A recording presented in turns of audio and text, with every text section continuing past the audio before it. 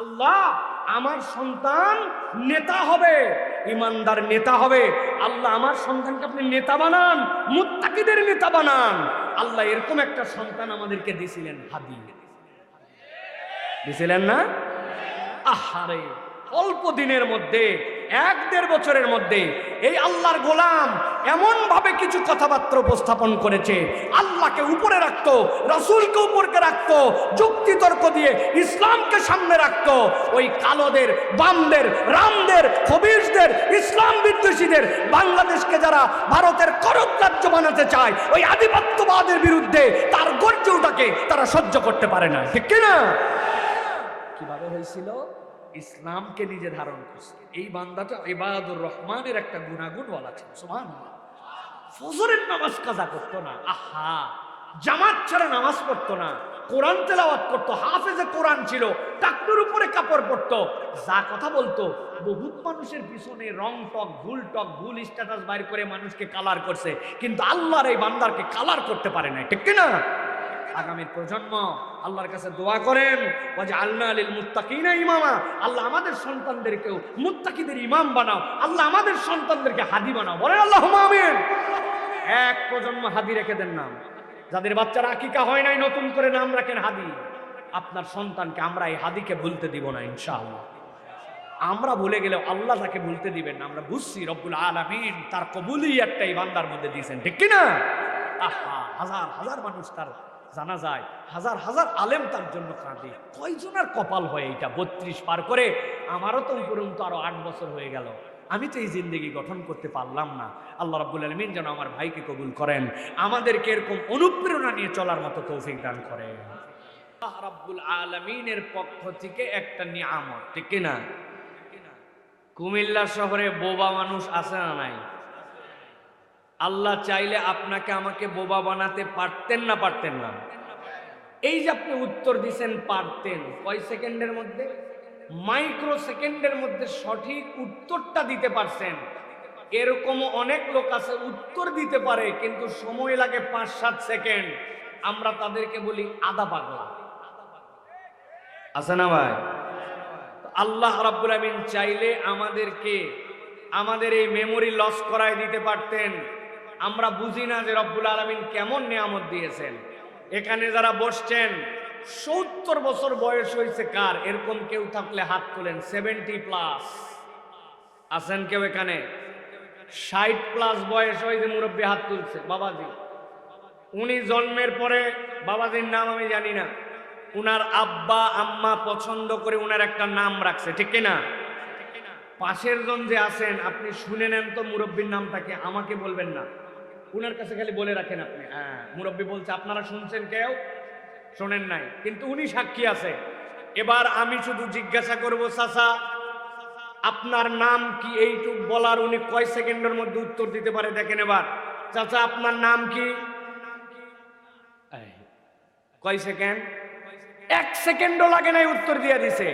কত বছর আগে নাম রাখছে? 70 বছর আগে নাম রাখছে। উনি যখন নাম রাখছে তখন উনার মনেও ছিল না, বড় হয়ে শুনছে যে উনার নাম রাখছে। 1 সেকেন্ড লাগে না, মেমোরির কোন জায়গা থেকে সার্ভিস দিচ্ছে। আহারে, আল্লাহরে খুঁজে পায় না। রব্বুল আলামিন কিচ্ছু নাকি দেয় নাই। ঠিক আছে, কিছু যদি না দেয় তাহলে আল্লাহর কাছে আমরা দোয়া করি, আল্লাহ এত আগের মেমোরি আমাদের মনে রাখার দরকার নাই, এগুলো সব গতকাল পর্যন্ত যা ছিল সব ভুলাই দাও। কাম হবে তো না? কাম ভালো হবে তো না? আহা, আমরা আমাদের রবকে খুঁজে পাই না যে আল্লাহ আমাদেরকে কি নিয়ামতের সাগরে আমাদেরকে ভাসায় রাখছেন, আল্লাহ আমাদেরকে দয়া দিয়ে ভরায় রাখছেন। অথচ সেই আল্লাহর কথা শোনার জন্য, সেই রব্বুল আলামিনের জন্য নিবেদিত হওয়ার জন্য মানুষের ডাকা লাগে, হাঁকা লাগে, উৎসাহ দেওয়া লাগে। বান্দা কল্পনাও করে না রব্বুল আলামিন আপনাকে আমাকে কি পরিমাণ নিয়ামতে রাখছেন, ঠিক কিনা? আল্লাহ রাব্বুল আলামিন বলছেন, তুমি তোমার রবকে ভালো করে চিনে নাও, তোমার রবের পরিচয়টা তুমি বুঝে নাও। আল্লাহ কোরআনুল কারীমের মধ্যে 29টা সূরার শুরুতেই আল হুরুফ আল মুকাত্তাআত ব্যবহার করেছেন। বিচ্ছিন্ন বিচ্ছিন্ন অক্ষর দিয়ে আল্লাহ কোরআনের বর্ণনা শুরুতে আল্লাহ অক্ষর ব্যবহার করছেন। কিন্তু আশ্চর্যজনকভাবে আল্লাহ 26টা সূরার শুরুতে এমন অক্ষর বলেছেন যার পরে রব্বুল আলামিন কোরআনের পরিচয় দিয়েছেন। আপনাকে যদি জিজ্ঞাসা করা হয়, আমাকে যদি বলা হয়, ভাই বলেন তো আপনি, আমি তো কে? ওই পুরাতন আমল থেকে, কোরআনের শুরুর দিন থেকে, ভাই আপনি বলেন তো আলিফ লাম মিম মানে কি? আপনি বলেন তো আলিফ লাম র মানে কি? আপনি বলেন তো তহা মানে কি? আপনি বলেন তো সদ মানে কি? মুফাসসিররা অর্থ বলে গেছেন, আল্লাহু আ'লামু বিমুরাদিহি, আমরা জানি না এর অর্থ কি। যিনি জানেন এর অর্থটা সর্বাধিক সঠিকভাবে, তিনি হচ্ছেন আপনার আমার রব। তিনি কে? আল্লাহ রাব্বুল আমিন বলছেন, যেটা তুমি জানো না, তোমার যত পাণ্ডিত্য থাক, তোমার যত জ্ঞান থাক, যত তোমার গরিমা থাক, বান্দা আমি তোমাকে অক্ষম বানাই দিলাম। কিন্তু অবাক করা বিষয়, 29টা সূরার 26টা সূরার শুরুতে আল্লাহ এই যে অক্ষর ব্যবহার করেছেন, তারপরে আল্লাহ বান্দাকে বলছেন, বান্দা আমি কিন্তু এরপরে কোরআনের পরিচয় দিয়েছি। বান্দা তুই অক্ষম, তুই কিচ্ছু জানিস না, আমি রব্বুল আমিন তোকে থামায় দিলাম। এবার তোর জন্য পথ চলার জন্য নতুন একটা দিগন্ত উন্মোচিত করে দিলাম।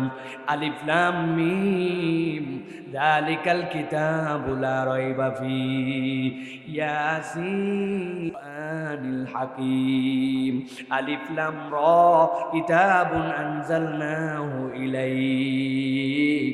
আল্লাহ বলছেন তোকে থামায় দিলাম, তোকে অক্ষম বানালাম, কিন্তু এরপরে আমি আল্লাহ কোরআনের পরিচয় দিয়ে বুঝাতে চাই, বান্দা এই কোরআন ছাড়া আসলে তোকে কেউ পথ দেখাতে পারবে না। আল্লাহ এই আয়াতের মধ্যে বলছেন, তাহা মা আনজালনা আলাইকাল কুরআনা লিতাশকা।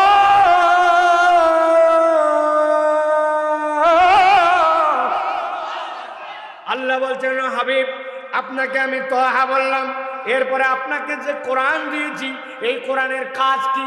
এই কোরআন আপনার কাছে যেটা অবতীর্ণ করেছে, এটা একমাত্র আপনার কাছে কোরআন হিসেবে দিয়েছি, বান্দা যেন অন্ধকারের রাস্তা থেকে আলোর রাস্তা চিনতে পারে। বান্দা যেন রব হিসাবে আল্লাহকে ভয় করে নিজের জীবন যাপনটা ঠিকঠাক করে নিতে পারে। আল্লাহ বলছেন, ইল্লা তাযকিরাতাল লিমান ইয়াখশা, এই কোরআন গাইড করবে তাকে যে আল্লাহকে রব হিসাবে ভয় করবে। ভয় করে যে চলে না, রবকে যে আমলে নেয় না, আল্লাহকে যে গুনার মধ্যে ধরে না, রব্বুল আলামিনের পাওয়ার সম্পর্কে যার কোনো ধারণা নাই, আল্লাহ বলছেন কোরআন তার ঘরে থাকবে, কোরআন তার বাড়িতে থাকবে, কোরআন তার এই মোবাইলের মধ্যেই থাকবে। ওই মোবাইলে কোরআন থাকার পরেও, ওই চোখ আল্লাহ দেওয়ার পরেও ওই কোরআনওয়ালা মোবাইলের মধ্যে থেকে হারাম দেখতেছে, ভয় করবে না। এরকম লোক আছে না নাই? আল্লাহ বলছেন, তানজিলাম মিম্মান খালাকাল আরদা ওয়াস সামাওয়াতিল উলা। তোর রবের পরিচয় সম্পর্কে তুই বড় করে ধারণা করে নে।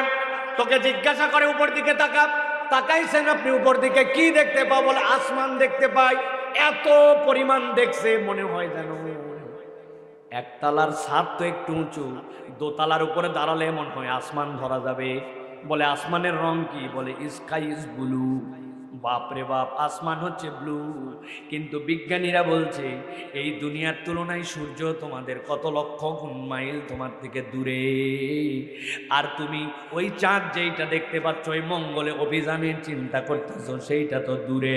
কিন্তু এত দূর পর্যন্ত চিন্তা করার পরেও বান্দারা যত দূর পর্যন্ত আল্লাহ জ্ঞান দিয়েছেন, ওইটা দিয়ে গবেষণা করে বলছে এইগুলা যা বলছে আমরা প্রথম আসমানের নিচে, ওই প্রথম আসমান যে কোথায়, ওইটার দূরত্ব যে কত, মানব কখনো সেখানে পৌঁছাতে পারবে কিনা এটার কোনো গ্যারেন্টি নাই। ওই প্রথম আসমান এত দূরে। আল্লাহ বলছেন, বান্দা তোর রবের পরিচয় চেনার চেষ্টা কর। খলাকাল আরদা ওয়াস সামাওয়াত, আল্লাহ এক আসমান নয়, আল্লাহ 7টা আসমানের মালিক। তবে আল্লাহ পরিচয় দিচ্ছেন সামাওয়াতিল উলা। তোর রব যেমন তেমন রব নন, তোর রব হচ্ছেন ওই আসমানের, উচ্চ আসমানের রব। আল্লাহ বলছেন, ভাবিস না এই আসমানের যেই তোর রবের পরিচয় শেষ। আল্লাহ বলছেন, নবী আপনি জানাই দিয়ে রাখেন আপনার রব কোথায় জানো নাকি? আর রহমানু আলাল আরশি ইস্তাওয়া, তোর রব ওই আসমানের উপরে, আর ওই আরশের উপরে তোর রবের অবস্থান। সুবহানাল্লাহ। রব্বুল আলামিন নিজের পরিচয় দিচ্ছেন। এত পরিচয় আমি কেন আপনাদের কাছে ভূমিকায় বললাম? এত পরিচয় দেওয়ার কারণ আমরা যে মানুষ, আমরা যে মুমিন, আমরা যে ঈমানদার, যেই আল্লাহ আমার মাবুদ, ওই আল্লাহর গোলাম হচ্ছে আমি, আমার পরিচয় ওই আব। যে আল্লাহ মাবুদ আমি মানতেছি, ওই আল্লাহর আব যদি আমি নিজের পরিচয় আর নিজের মূল্যায়ন না জানি, তাইলে কিন্তু আমি আমার নিজের দাম সব সময় বুঝি না। একটা ছোট্ট উদাহরণ দিলে আপনি বুঝবেন। একবার মিশরে বিশাল বড় এক দুর্ভিক্ষ বেঁধে গেছে। মিশরের মানুষ দুশ্চিন্তায় পাগল হয়ে গেছে। কেমনে বাঁচবে, কেমনে খাবে, কেমনে কি করবে। জ্ঞানী জ্ঞানী মানুষ যারা সবাই মিলে একটা ঘরের মধ্যে বসছে যে আমাদের কমিউনিটিকে তো বাঁচাতে হবে, আমাদের জনপদের মানুষের জন্য প্ল্যান প্রোগ্রাম করা লাগবে। এই রকম দুশ্চিন্তার সময় তারা যখন মিটিং করে, ওর পাশ দিয়ে একটা রাস্তা চলে গেছে। ওই রাস্তার পাশ দিয়ে যেই ঘরে তারা বসছেন, যেই পরিষদে তারা বসছেন, তার পাশে অনেকগুলা জানালা আছে। ওই জানালাগুলা খোলা, তারা ভিতরে গুরুত্বপূর্ণ মিটিং। এক একজনের মাথার ঘাম ছুটে যাচ্ছে, দুশ্চিন্তায় কপালে ভাঁজ পড়ে গেছে। ওই সময় দেখে কে জানি জানালার পাশ দিয়ে যায়, আর এরকম বিপদের সময় নিজের গামছা মাথার উপরে ঘুরায় আর একটা ফাটাফাটি গান গাচ্ছে আর যাচ্ছে। একবার চিন্তা করেন তো, বিপদ আপনার, সাংঘাতিক ব্যাপার। ওই সময় ব্যাককল কোথাকার, তুই গামছা উড়াস আর এইরকম করে এমন গান গাচ্ছিস যেই গান একটা বিনোদনের গান। ধরতো পাগলাটারে ধরতো, বেয়াদব কোথাকার হুঁশ নাই, আক্কেল নাই, কোন সময় গান গাওয়া লাগবে তাও জানে না, এইটারে ধরতো। এর দিলের মধ্যে এত আনন্দ কেন? ঘটনাটাকে ওরে ধরে আন। এই বেয়াদব, মানুষজন বিপদের বাজার, তোমার এত আনন্দ আসে কোত্থেকে? তুমি গামছা উড়াও আর গান গেতে গেতে চলে যাও। বলছি কি সমস্যা? আমার গান আমি গাই, আপনাদের সমস্যা কি? বলে সমস্যা কি মানে তুমি কি জানো না মিশরের মধ্যে দুর্ভিক্ষ লেগে গেছে, মানুষজনের খাদ্য নিয়ে দুশ্চিন্তা, তোমার এত ফুটানির এত গান কোত্থেকে আছে? ঠিকঠাক মতো বলো, মাথা ঠিক আছে কিনা? বলে আমার মাথা পুরা ঠিক আছে। তো তোমার মাথা ঠিক থাকলে তুমি কেমনে গান গাও? জিজ্ঞাসা যাই না করতে, সাথে সাথে বলতে শোনেন, এতই যখন আপনারা আমাকে ধরছেন, আপনার কাছে বলে দেয় আপনাদের খাবারের চিন্তা আপনারা করেন, আমার খাবারের চিন্তা নাই। বলে কেন? বলে আমি যেই বাড়ির চাকর, আমি ওই বাড়ির খবরটা জানি। আপনাদের সবার খাবার ফুরায় গেলেও আমার মালিকের যে গোলা আছে, আর আমার মালিকের যেই জায়গায় ধান রাখে, যেই জায়গায় গম রাখে, ওইটার জানি আমি পরিমাণ কি। অন্তত 2 বছর মিশরের লোক যদি খাবার না পায়, আমার যার বাড়ির চাকর আমি, আমার মালিককে 2 বছর বাজারই করা লাগবে না। এই পরিমাণ টাকা পয়সা, এই পরিমাণ খাদ্য জোগানো আছে। আপনার চিন্তা আপনি করেন, আমি গান গাবো না তো কে গাবে? সাথে সাথে যারা বসেছিলেন তাদের মধ্যে একজনের বিবেক দাঁড়ায় গেছে। বলছে আহারে, দুনিয়ার একটা গোলাম, সে যদি তার মালিকের 1 বছরের স্টক থাকে, 1 বছরের বাজার থাকে, এটা দেখে যদি খুশি হয়ে যায়, নিজে যদি গান গাইতে পারে, আমরা তাহলে কার গোলাম? আমাদের রবকে, আমাদের মাবুদকে। আমিও যদি আমার মাবুদের প্রতি আস্থা রাখতে পারি, তার প্রতি ভরসা রাখতে পারি, আমার তো এত দুশ্চিন্তা করার কারণ নাই, ঠিক না? আল্লাহ বলছেন এই জন্য তোমার রবের পরিচয় তুমি জানো কিনা? তোমার রবের পরিচয় আর রহমানু আলাল আরশি ইস্তাওয়া লাহু মা ফিস সামাওয়াতি ওয়া মা ফিল আরদি ওয়া মা বাইনাহুমা। আল্লাহ বলছেন তোমার রবকে চিনে নাও, তার জন্য আসমান, তার জন্য জমিন, ওই আসমান জমিনের ভিতরে যা আছে সব কিছু হচ্ছে তোমার রব আল্লাহর। এবার আওয়াজ করে বলেন, আপনার আমার মাবুদ, আপনার আমার খালিক, আপনার আমার মালিকের নাম কি? আপনার আমার মালিক যিনি আল্লাহ, তার আমরা কি ভাই? তার আমরা হচ্ছে গোলাম, ঠিক কিনা? তাহলে আমাদের মালিকটা বড় দামি মালিক, কিন্তু আমি এমন গোলাম যে আমি আমার দামি মালিক কেউ চিনি না, ঠিক না ভাই? এখান থেকে এত ইশারা করতে হবে না। আমাকে আমার আমার ওয়াজের মধ্যে এইগুলো তো চলে না ভাই, আপনারা জানেন না তো এগুলো। পেছন থেকে একজন ধাক্কাচ্ছে, সামনে থেকে স্টেজে ডাকতেছেন, ওনাদের যখন বসা লাগবে তখন বসবে, আমার সব প্রসেস আছে।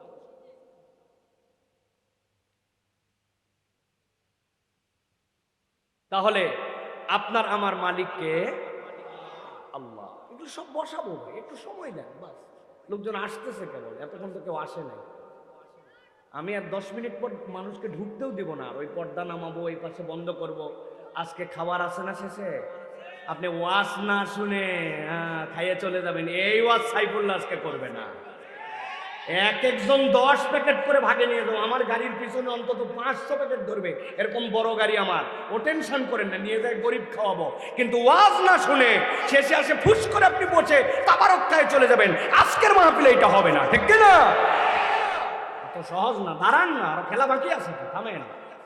সব গেট বন্ধ করে দেওয়া হবে, এগুলা কোনো লোক আর ঢুকবে না, যা ওয়াজ এখানে হবে আজকে। থামেন, আপনি কি ঠিক কইছে আর কি ভুল কইছে এখনো বোঝেন নাই, আপনি থামেন। যারা দাঁড়ায় আছেন ভিতরে চলে আসেন, আস্তে আস্তে করে বসেন, বেশিক্ষণ কথা হবে না, অল্প সময় কথায় দোয়া মোনাজাত হয়ে শেষ হয়ে যাবে ইনশাআল্লাহ। প্রিয় ভাইয়েরা, আমি এই জন্যই ভূমিকা দিলাম, মানুষ যদি তার রবকে চিনে তাহলে গোলাম হিসাবেও তার ভাব হয়। একটা সচিব আছে ইউনিয়ন পরিষদের, জানেন ভাই? জানেন? ইনিও সচিব, আবার সচিবালয়ের সচিব, দুটো তো একই র্যাঙ্ক, ঠিক না? একই। উনিও বলতেছে আমিও সচিব ইউনিয়ন পরিষদের, আর একজন বলতেছে আমি সচিবালয়ের সচিব, অর্থ মন্ত্রণালয়ের সচিব, দুটো একই তো না? আহা, এইটা যদি বোঝেন আপনি, দুই সচিব এক না হয়, অথচ পদ দুটো একই নাম হয়, তাহলে সব মুসলমানও এক পরিচয় হয় না। কতক মুসলমান তার রব আল্লাহ হিসাবে মেনে মুসলমান হয়, আর কতক মুসলমান ধানাই পানাইওয়ালা মুসলমান হয়, ঠিক না? দাঁড়ায় মুখে মুখে পানি নেই না, ও মুসলমান, আরেকজন তাহাজ্জুদ করে মুসলমান, দুই মুসলমান এক না, ঠিক না? হিসাব সমান করেন আজকে, ওই হিসাব সমান করার জন্য আসছে আমরা এই জায়গায়। এই জন্য দাম জানলে, পরিচয় জানলে মানুষ তার মূল্যায়ন করে, ঠিক না? এই যে না বুঝে ঠিক বলছেন, আমি এটা উদাহরণ দিই, এটা আমার পুরাতন উদাহরণ। আমি যেখানে অজু করি সেখানে আমার ঘড়ি খোলা লাগবে, ও যতই ওয়াটার রিসিস তার যাই লেখা, ঘড়ি না খুললে আমার অজু হবে না। এখন আমি যেখানে ঘড়ি খুলে ভুলে যাই যে এই ঘড়িটার নিতে মনে নাই, এখন ঘড়ি এক জায়গায় রেখে চলে আসছি, এক লোক দেখতে পাইছে হুজুর ঘড়ি রেখে গেছে, উনি সুন্দর করে ঘড়ি তুলে এনে আমাকে বলছে, হুজুর কাম তো সারছিলেন, ঘড়ির কথা তো মনেই নাই, রেখে দিয়ে চলে আসছিলেন, এক্ষুনি ঘড়ি গেছিল আপনার। আমি বললাম ভাই ধন্যবাদ ভাই, আপনি দিলেন বলে আজকে পাইলাম, তাছাড়া কে জানে ঘড়িটা সাবার করে দিত। আর ভিতরে ভিতরে কি ভাবছি জানেন, যেই ঘড়ি ওই দিন পড়ছিলাম, ওই ঘড়ি নিউ মার্কেট থেকে কিনছিলাম 275 টাকা। কত? আচ্ছা, কথার কথা, ঘড়ি যদি হারায় আমার লস কত? কথা বললেন না যে? আরেকজন লোক হাতের মধ্যে একটা আংটি পড়ছে, এই আংটিটা হচ্ছে হোয়াইট গোল্ড, তার উপর দিয়ে দিছে হচ্ছে ডায়মন্ড। কিছু যদি দাম না হয় 50,000, ঠিক না? ডায়মন্ডের দাম তো বাবার আরো বেশি হবে, ধরলাম 50,000। এখন আপনাদের এই জালুয়াপাড়া এই এলাকার লোক বেচারি বিদেশে থাকতো, হাতে আংটি দিছে, ভাবি আলাদা, খালি দেখাতে চাই সব সময়, গ্লেস মারতেছে হাতে। এইটা পরে বাজারে গেছে একদিন হাট করার জন্য, যাওয়ার পরে দেখি এক লোক বাজারের শুরুর থেকে তার পাশে পাশে হাঁটে আর খালি আংটির দিক তাকায়। এ তো টেনশনে পড়ছে, কিরে এই লোককে আংটির দাম জানছে কিনা, ব্যাপারটা কি, তাছাড়া এইভাবে খালি আংটি দেখে কেন? উনি অনেকক্ষণ টেনশন করার পর আস্তে করে আংটিটা খুলে চিন্তা করছে, ঝামেলা ঝঞ্ঝট বাড়ানোর দরকার নাই বাবা, পকেটে রেখে দিছে। আসলে ঘটনা ভিন্ন, যেই লোক উনার আংটির দিকে তাকাইছে, এই লোকটা আমাদের ঢাকার ভাষায় বলে দুই মণি দুই দিকে লক্ষ্মী টেরা। আপনাদের এলাকা আছে ভাই? তাকায় এদিক দেখে এদিক আছে, তাকায় এদিক কিন্তু দেখে এদিক, টেরা মণি আছে ভাই? এই আল্লাহর বান্দা একবারও আংটির দিকে তাকায় না, ও তাকায় আছে আংটির দিকে, মানে দেখতেছে এদিক, কিন্তু এই লোক চিন্তা করছে ওরে বাবারে বাবা, খালি আমার আংটি দেখো, আংটি খুলে পকেটে রাখছে। এই আংটি পকেটে রাখার কারণ, আংটির দাম কত? কথা বললেন না যে? 50,000। তাহলে দাম জানলে মানুষ সেটার মূল্যায়ন করে। এখন আমরা মুসলমান নিজেদের কোনো দাম জানি না, মূল্যায়ন জানি না, আমি কার বান্দা কার গোলাম এ সম্পর্কেও আমার কোনো ধারণা নাই, ঠিক না? এই জন্য আমাদেরকে জানতে হবে আমরা যেমন তেমন রবের গোলাম নই, আমাদের রব হচ্ছেন আল্লাহ সুবহানাল্লাহ। তাহলে আমরা ওই গোলাম হিসাবে ওই রবের কথা শোনার জন্য আজকে আসছি, ঠিক কিনা? আপনারা কিছু কথা শুনতে রাজি আছেন তো ভাইয়েরা? আছেন ইনশাআল্লাহ? মুরব্বীরা আপনারা যারা আছেন, আপনাদের ছুটি ঘোষণা করা হলো 40-এর উপরে, যারা আপনারা বাড়ি চলে যেতে পারেন বাবারা, কারণ আপনাদের কোনো ওয়াজ আজকে হবে না। আজকে যা ওয়াজ হবে যুবকদের আয়োজন, যুবকদের জন্য ইনশাআল্লাহ। তবে আপনারা যদি বসে থাকেন ভালো, না থাকলে ঝামেলা আছে। মহিলারাও আসছে অনেক, আমরা জানছি, বাড়ির চাবি তাদের কাছে। এখন আপনি চলে আসছেন, এখন যদি চলে যান তাহলে যাই আপনার বারান্দায় বসে থাকা লাগবে, ভিতরে ঢুকতে পারবেন না। এই জন্য তার চেয়ে ভালো এখানে বসে থাকা ভালো, ঠিক না? আপনারা আছেন তো ইনশাআল্লাহ? তরুণরা আসো ভাইরা, কারা কারা দেখে একটু হাতটা টান করে তোলো। ধরেন, বসেন বসেন বসেন, হাত টান করে তোলেন। শক্ত করছেন হাত, আরেকবার হাত নামান। আপনারা কি আমাদের সাথে থাকবেন না পরীক্ষা নিয়ে চলে যাবেন? ওই যে যারা দাঁড়ায় আছেন, পরীক্ষা নিয়ে চলে যাবেন না থাকবেন? যারা যারা থাকতে চান আজকের ওয়াজে তারা তারা সবাই উঠে দাঁড়ান, দেখি দাঁড়ান, সবাই দাঁড়ান। দেখি কারা কারা আপনারা বসেন, কারা কারা থাকতে চান আজকে দেখি ওয়াজে, দাঁড়ান, একটু দাঁড়ান। আছেন আপনারা? দেখেন কারা কারা দাঁড়াতে পারে নাই, উঠাই দেন সবগুলারে, উঠান। উঠাইছেন সবাই রে? সবাই উঠছে? এবার লুঙ্গিটা টাইট করে বাঁধেন। হ্যাঁ, এবার হাতটা দুইটা উপর দিকে তুলে দেন। তুলছেন সবাই? এবার হাত নামান। হাত নামায় এক ধাপ করে আগাবেন, বসবেন না। আজকে যা ওয়াজ হবে দাঁড়ায় দাঁড়ায় শুনবেন। আপনারা না, আপনারা মাটির উপরে আসেন না, পেছন থেকে আগা আসেন, এক ধাপ আগান, এক ধাপ আগান, আগান আগান। নড়াচড়া দেন, জায়গা না থাকলে অন্তত আগাতেই হবে আপনাকে, একটু আগান। আর পেছনে যারা যারা আছেন জুতা খোলেন। লাস্ট ওয়ার্নিং দিলাম, ভিতরে আসেন, জুতা খুলে ভিতরে ঢোকেন। শেষ বললাম আমি, কিন্তু আমি আপনাদের ভাই হিসাবে বলতেছি, ভিতরে আসেন। বসবেন না কেউ, এখনো বসতে বলি নাই। কি এর বসে এত তাড়াতাড়ি? দাঁড়ান সব, দাঁড়ান। আসছে সব, আসছে, ভিতরে আসছে। হ্যাঁ, এরপরে আমরা 10টা ছেলে খুঁজবো যারা হিম্মতলা। বক্সিং মারলে না একেবারে এলোমেলো হয়ে যাবে। এই গেটে 5 জন, ওই গেটে 5 জন, এরকম 10টা ছেলে লাগবে আমাদের। 5 মিনিট পর একটা মানুষকে ভিতরে ঢুকতে দেওয়া হবে। রেডি আছেন সবাই? হাত দুটো টান টান করে উপরে তোলেন। এবার তুলছেন? এবার বুড়া আঙ্গুলের ভরে একটু দাঁড়ান, পায়ের বুড়া আঙ্গুলের ভরে একটু টান দেন কোমরটা। হ্যাঁ, আরে পায়ের বুড়া আঙ্গুলের ভরে দাঁড়াও, হা হা করে হাসতেছে। হ্যাঁ, এটা হয়েছে। এবার হাত চোদা করেন, হাত চোদা করেন, নড়াচড়া দেন, নড়াচড়া দেন, হাত তোলেন, হাত তোলেন। মাশাআল্লাহ, চাচা হাত তোলেন। এই চাচা, এই কি ফাঁকি মারতেছেন? হ্যাঁ, হাত সোজা করেন, সোজা করছেন। এবার গলাটা পরিষ্কার দেন, হাত সোজা করেন, সোজা এরকম এরকম এরকম এরকম করে। হ্যাঁ, গলা পরিষ্কার দেন, হাত বুক বরাবর নেন, এই বরাবর নিচেন। এবার একটা আকাশ বাতাস মুখরিত করে জালুয়াপাড়ার ইতিহাসে এরকম তাকবীর হয় নাই, এরকম একটা তাকবীর দিতে হবে। পারবেন ইনশাআল্লাহ? যারা পারবেন তারা বলেন আল্লাহুম্মা আমিন, আর যারা পারবেন না তারা বলেন আল্লাহুম্মা আমিন। পারবে না বলে দুই দিকে আছে, না বুঝে কি একটা অবস্থা। পারবেন ইনশাআল্লাহ? বুক বরাবর হাত টান করে, বুক বরাবর। আমি যখন বলবো লিল্লাহে তাকবীর, তখন আসমানের দিকে হাত তুলে দিয়ে বলতে হবে আল্লাহু আকবার। পারবেন ইনশাআল্লাহ? রেডি সবাই? আওয়াজ আসতে হবে না জোরে হবে? এই আওয়াজ হবে ইনশাআল্লাহ। এই তাকবীরের সাথে যারা জড়িত হবে না, আগামী 1 বছর তারা পস্তাবে, ঠিক কিনা? তরুণ যুবক, তুমি বহুত চাপাবাজি মারছ, তুমি মোবাইল বাহিরে খেলো, ফেসবুক চালাও। এখানে যারা আছে তাদেরও মোবাইল আছে, তাদেরও ফেসবুক আছে, ঠিক কিনা? এখানে যারা আছে তাদেরও ব্যস্ততা আছে, তাদেরও কাজ আছে। আর তুমি আল্লাহর কোরআন শোনার জন্য আসো নাই। দূরে তোমার কানে শব্দ যায়, বাড়ির মধ্যে শুয়ে আছো তুমি। কোন আল্লাহ রাব্বুল আলামিন এটা হিসাব বরাবর করবেন না। কোনো কাজ না থাকলে কোরআনের ডাকে আপনাকে সাড়া দিতে হবে, ঠিক কিনা? বছরে 1 দিন মাত্র মাহফিল হয়, ঠিক কিনা? লাখ লাখ টাকা খরচ করা হয়। এই তরুণরা আমাকে এখানে আনার জন্য 1 বছর ধরে যোগাযোগ করছে। আমি বলছি না, এই জালুয়াপাড়া এই জায়গায় যাবো না। 150-200 লোক হয় না আন্দাজে আমার এই জায়গায় বলে, হুজুর একটু চলেন, হুজুর একটু চলেন, হুজুর। এই সাভাবে নিয়ে আসছে। আর আপনি কোরআন শোনার জন্য আসবেন না? কি সময় পাইছেন কি আপনি? বুক বরাবর হাত। রেডি ইনশাআল্লাহ? তাকবীর হবে তো ইনশাআল্লাহ? আমি যখন বলবো লিল্লাহে তাকবীর, তখন হাত দুটো আসমানের দিকে ছুঁড়ে দিয়ে বলতে হবে আল্লাহু আকবার, ঠিক কিনা? চাচা, শরীরে রোগ আছে, এগুলো সব রোগ সারবে। আল্লাহু আকবার জোরে বলতে হবে। সকালবেলা উঠে একবারে ফাটায়া আল্লাহু আকবার, আল্লাহু আকবার 20 বার করে বলবেন সকাল। ইনশাআল্লাহ দেখবেন কলিজা পরিষ্কার হয়ে যাবে ইনশাআল্লাহ। রেডি ইনশাআল্লাহ?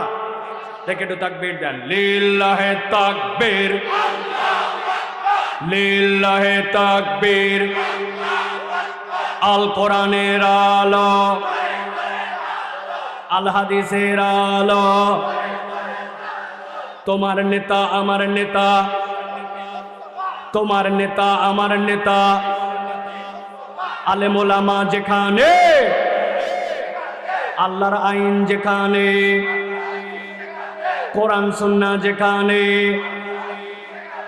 গান বাজনা যেখানে, হারাম অন্যায় যেখানে, গান বাজনা যেখানে, বিড়ি সিগারেট যেখানে, চান্দাবাজি যেখানে, চান্দাবাজ যেখানে, লিল্লাহে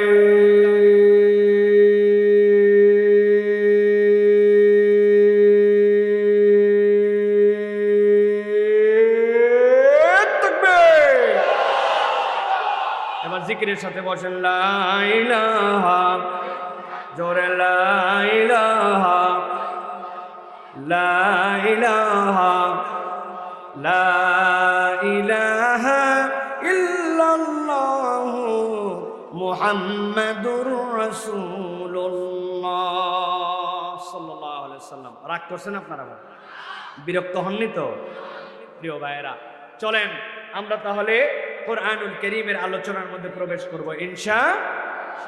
একটা জবানও বন্ধ রাখবেন না, একদম কোরআনুল কারীমের মধ্যে প্রাণবন্তভাবে আমরা সকলে ইনশাআল্লাহ কোরআনুল কারীমের মধ্যে প্রবেশ করব। বিতাড়িত শয়তান মারদুদ থেকে আশ্রয় প্রার্থনা করে আল্লাহ রাব্বুল আলামিনের শেখানো পদ্ধতিতে সামান্য সময়ের জন্য আমরা কোরআনুল কারীমের কিছু কথা শোনার নিয়তে আমরা কোরআনে প্রবেশ করব। সকলে আমার সাথে পড়েন আউযু বিল্লাহি মিনাশ শাইতানির রাজীম।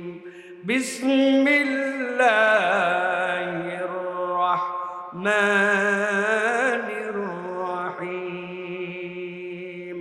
ওয়া ইবাদুর রাহমানিল্লাযীনা ইয়ামশুনা আলাল আরদি হাওনান ওয়া ইযা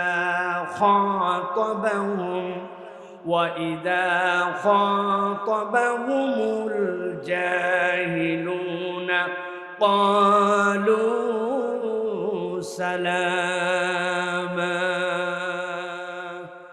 সম্মানিত হাজিরিন, আজকে আমরা এই সংক্ষিপ্ত সময়ে আমাদের আলোচনায় আল্লাহ রাব্বুল আলামিন কর্তৃক কোরআনুল কারীমের সূরা ফুরকান, এই ফুরকানের আল্লাহ রাব্বুল আলামিনের বর্ণিত আয়াত 63 নম্বর আয়াত থেকে আমরা ছোট্ট কয়টা কথা শুনব।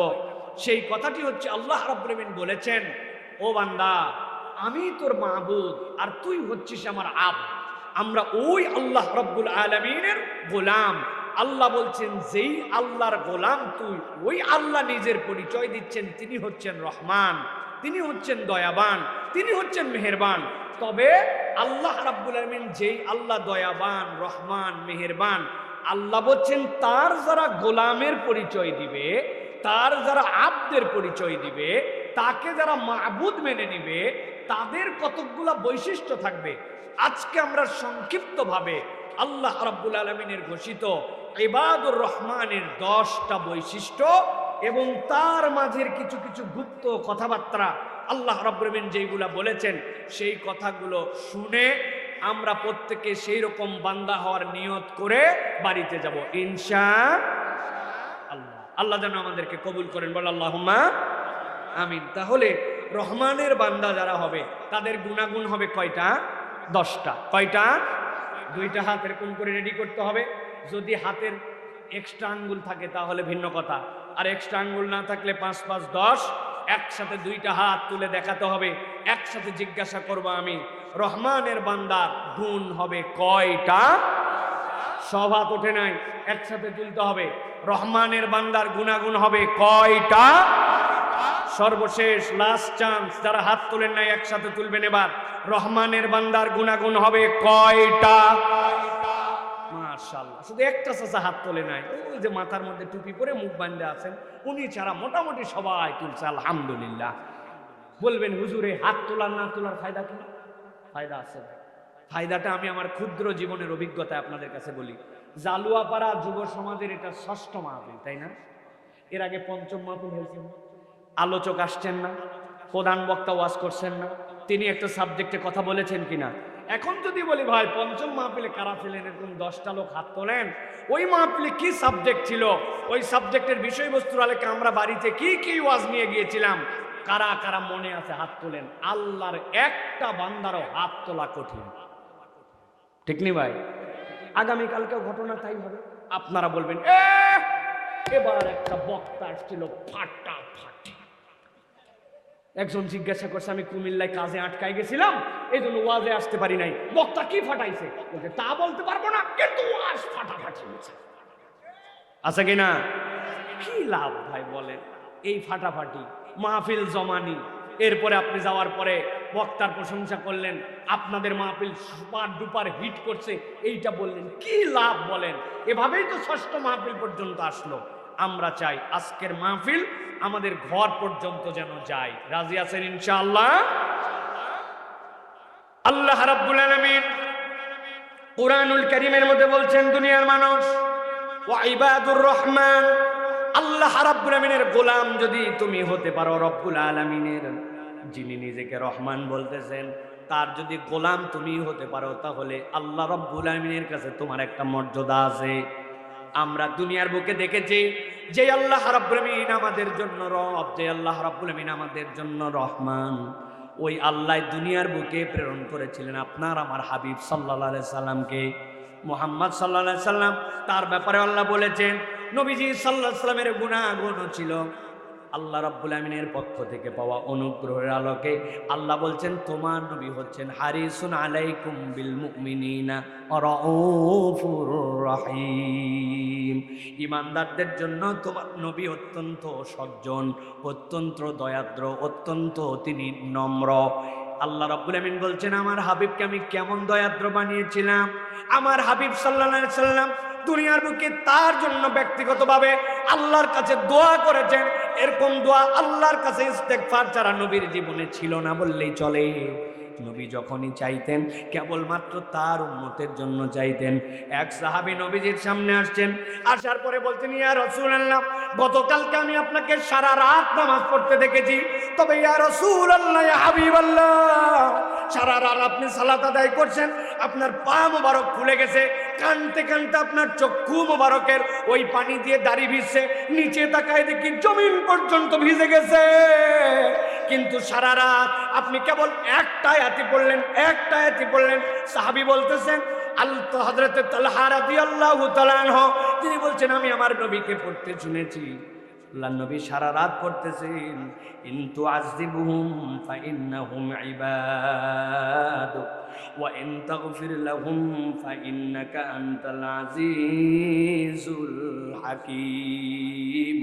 ও আমার আল্লাহ, আপনি যদি তাদেরকে শাস্তি দেন তাহলে তারা আপনার বান্দা, আর যদি আপনি তাদেরকে মাফ করে দেন তাহলে আপনি হচ্ছেন গফুরুর রহিম।